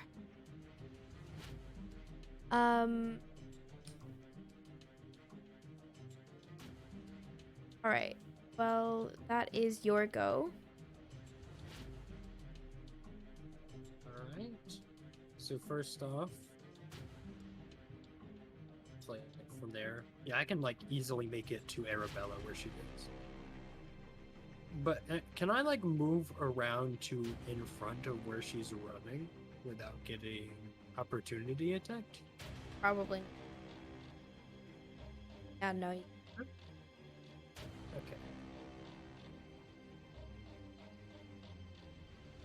Like, okay. And then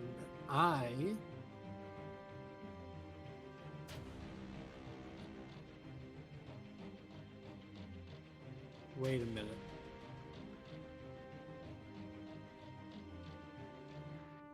I just thought of something.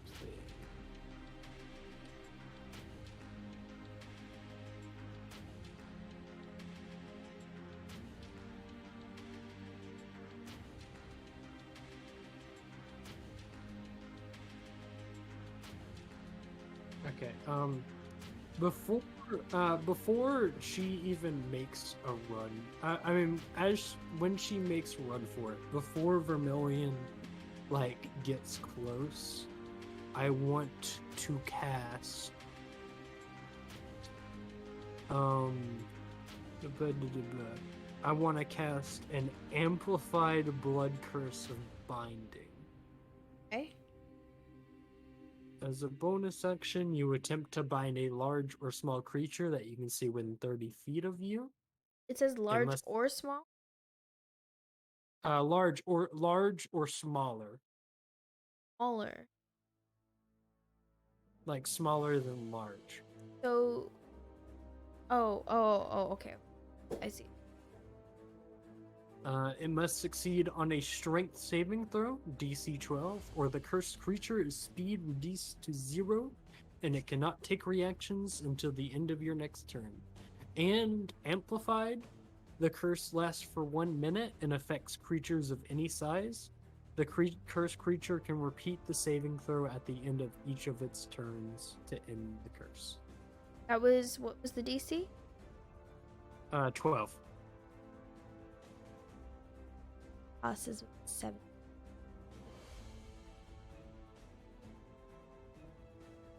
Damn it.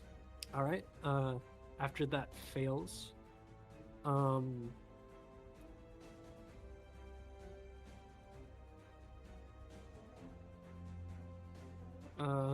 after that fails, Vermillion goes in and swipes her scimitar twice. The first one's a 14. Hits. Alright, and I'm gonna go ahead and roll damage for that. That is an 8. And I roll my second swing. That is an 18. So Hits. that. And then that's an 11. So that's 19 for the first bit of damage. All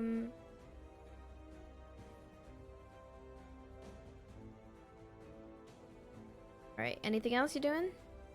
That will be the end of my turn. Okay. Then that Grogmar is gonna get up from his chair, make his way downtown. Grogmar.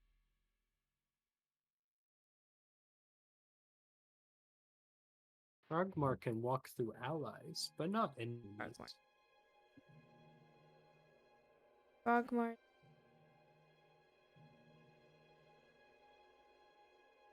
And going try and grapple. Lovely lass. That's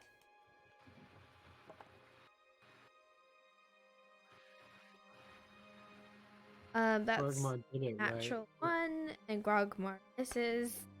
You mean a natural 20, right? Grogmar succeeded. No. Grogmar Grogmar tries to like grab onto Arabella, and Arabella like dodges at.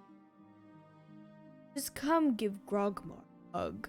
Grogmar is lonely, and you seem to be in trouble. And Arabella's like, I truly do not want that hug. Alright, that's Grogmar, then it's Luva, and Luva's gonna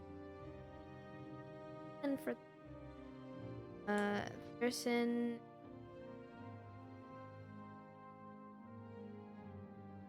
Wait, why?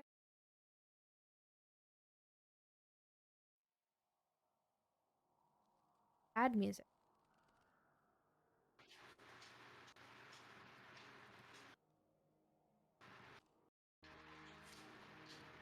Am I supposed to be able to hear the music? Oh no. I mean, I don't necessarily care to. Now you can. No, I can't. Now you can. No, I can. But yeah. Oh, that's not what I.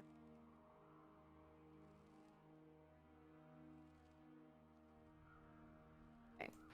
So, Thurston's gonna try and make his way here. Thurston's also gonna try and grapple. Fails.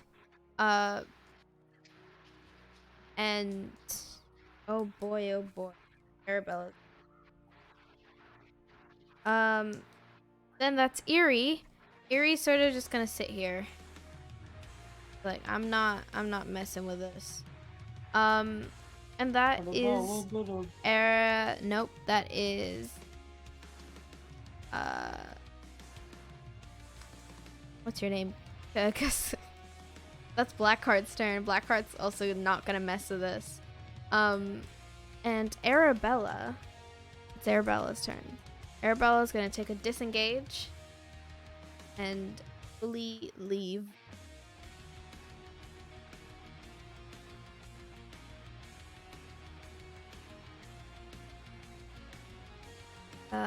Arabella's gonna fully leave.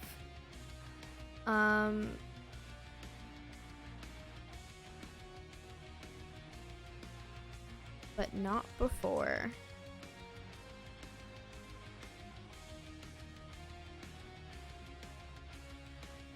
Not before taking a cunning action. Dash. And Arabella. Gone. Or is she? Nope, she's gone. Arabella's gone. That where we're gonna end off Tale of Tales. You found the changeling amongst electorates. But the Man, we're really like we're starting like Vermillion's like sense of failure early. My God. roll better. That's all I can say. Or you I roll worse. first. Yeah, one of the two. Roll One of worse. the two. That was a DC 12. But yeah, that's D&D A Tale of Tales side quest. Known. Vermillion Undercover. Or Undercover Vermillion. Titled it. I think Undercover Vermillion is fun. Yeah. I vibe with it. I don't hate it.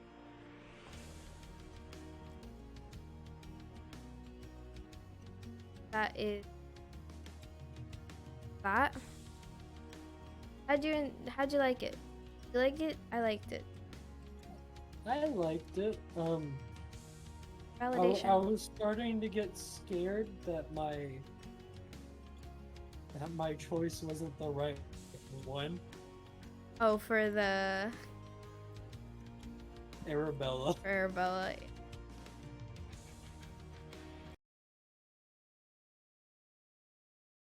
No, but honestly, you sussed it out pretty well.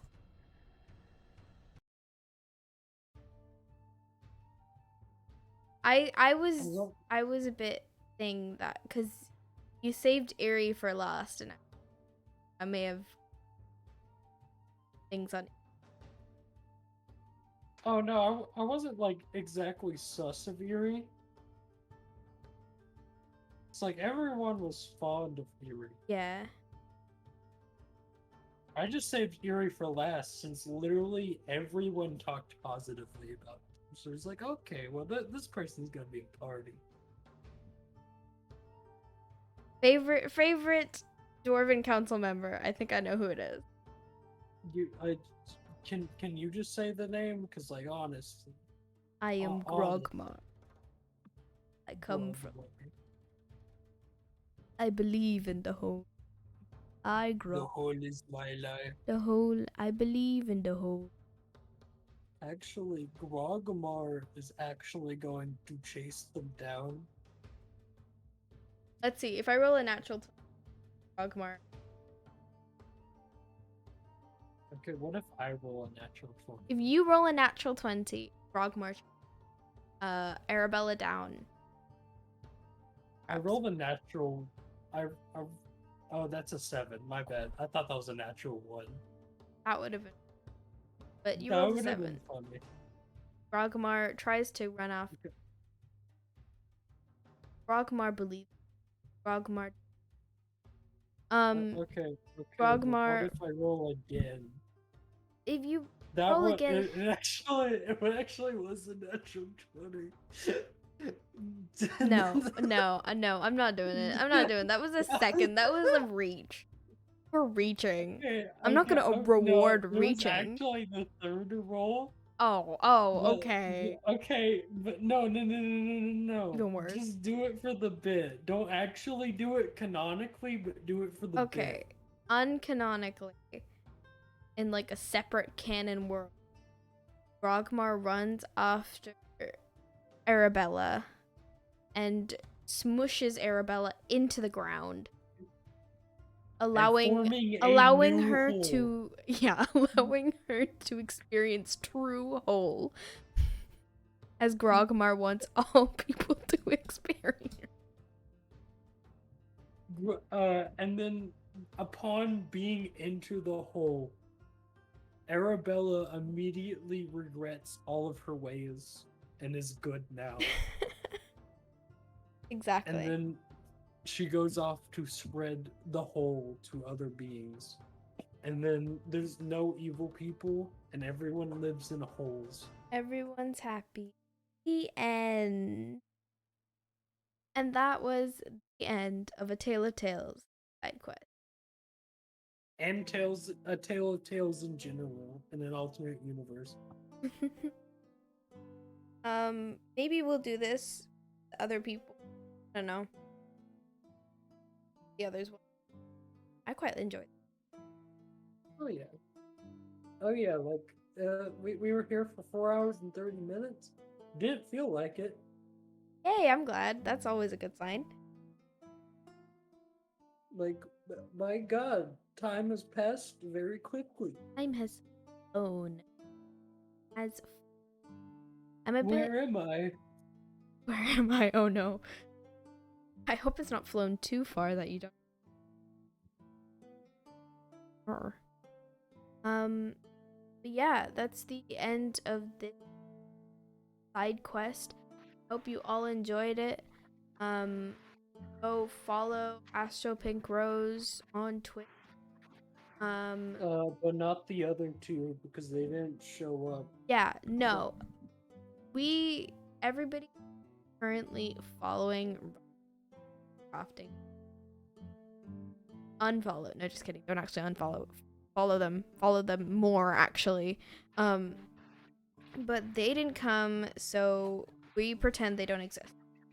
Exactly. They just don't. Yeah. It was rude of them, frankly, that they couldn't come. Yeah. I don't care if you're meeting your heroes or your friends. Play D&D. D&D is... Exactly. Yeah.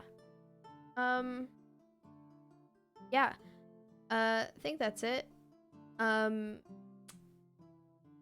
Heads up for my viewer, sleep-deprived viewer. I won't be streaming as much as I have been the past few weeks, month or so, because I'm starting uni. So expect streams roughly either on Tuesdays or Saturdays. Tale of Tales will be every other Saturday, hopefully. Updates all in the Discord, exclamation Discord if you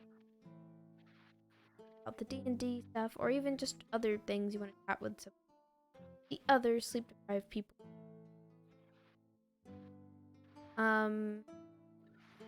As I mentioned before, go follow Astro Pink Rose. Very lovely person. Very good content at the Minecraft. Yeah, definitely. Great at the better than me, and that's not really saying something, but that's saying something.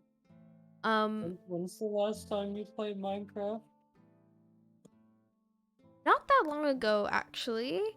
I think earlier in September, when I came back, about 4 days after I came back. Mid-September.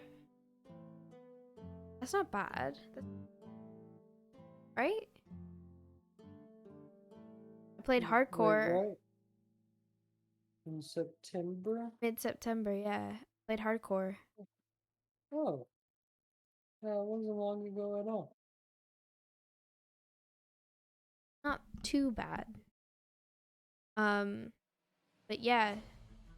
Oh my goodness. Music. I need to... It's jumping between, like, chill music and just battle music.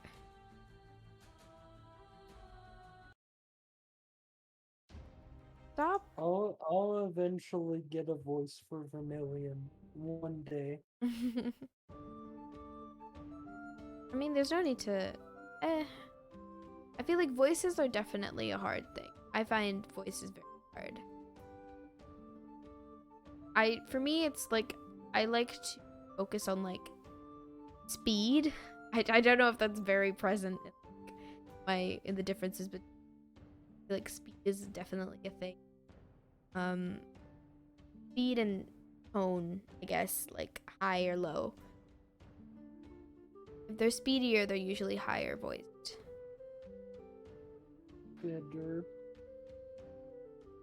But yeah, that's today's show. I hope you all enjoyed it.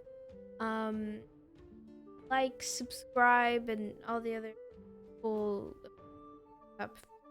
don't forget to drink water. Water is important. Remember that you're loved and amazing and wonderful. Nobody can ever tell you otherwise, including yourself. Who's live? Other people are live. Go follow them. Go raid them. And if it's late for you, if it's like 5 a.m. like it is for me, go to bed. Okay, that's it. You go to bed. Sleep. I will. deprived. I will go to bed. I'm going to bed now. Good night. Goodbye. Good night. Goodbye. Bye, everybody.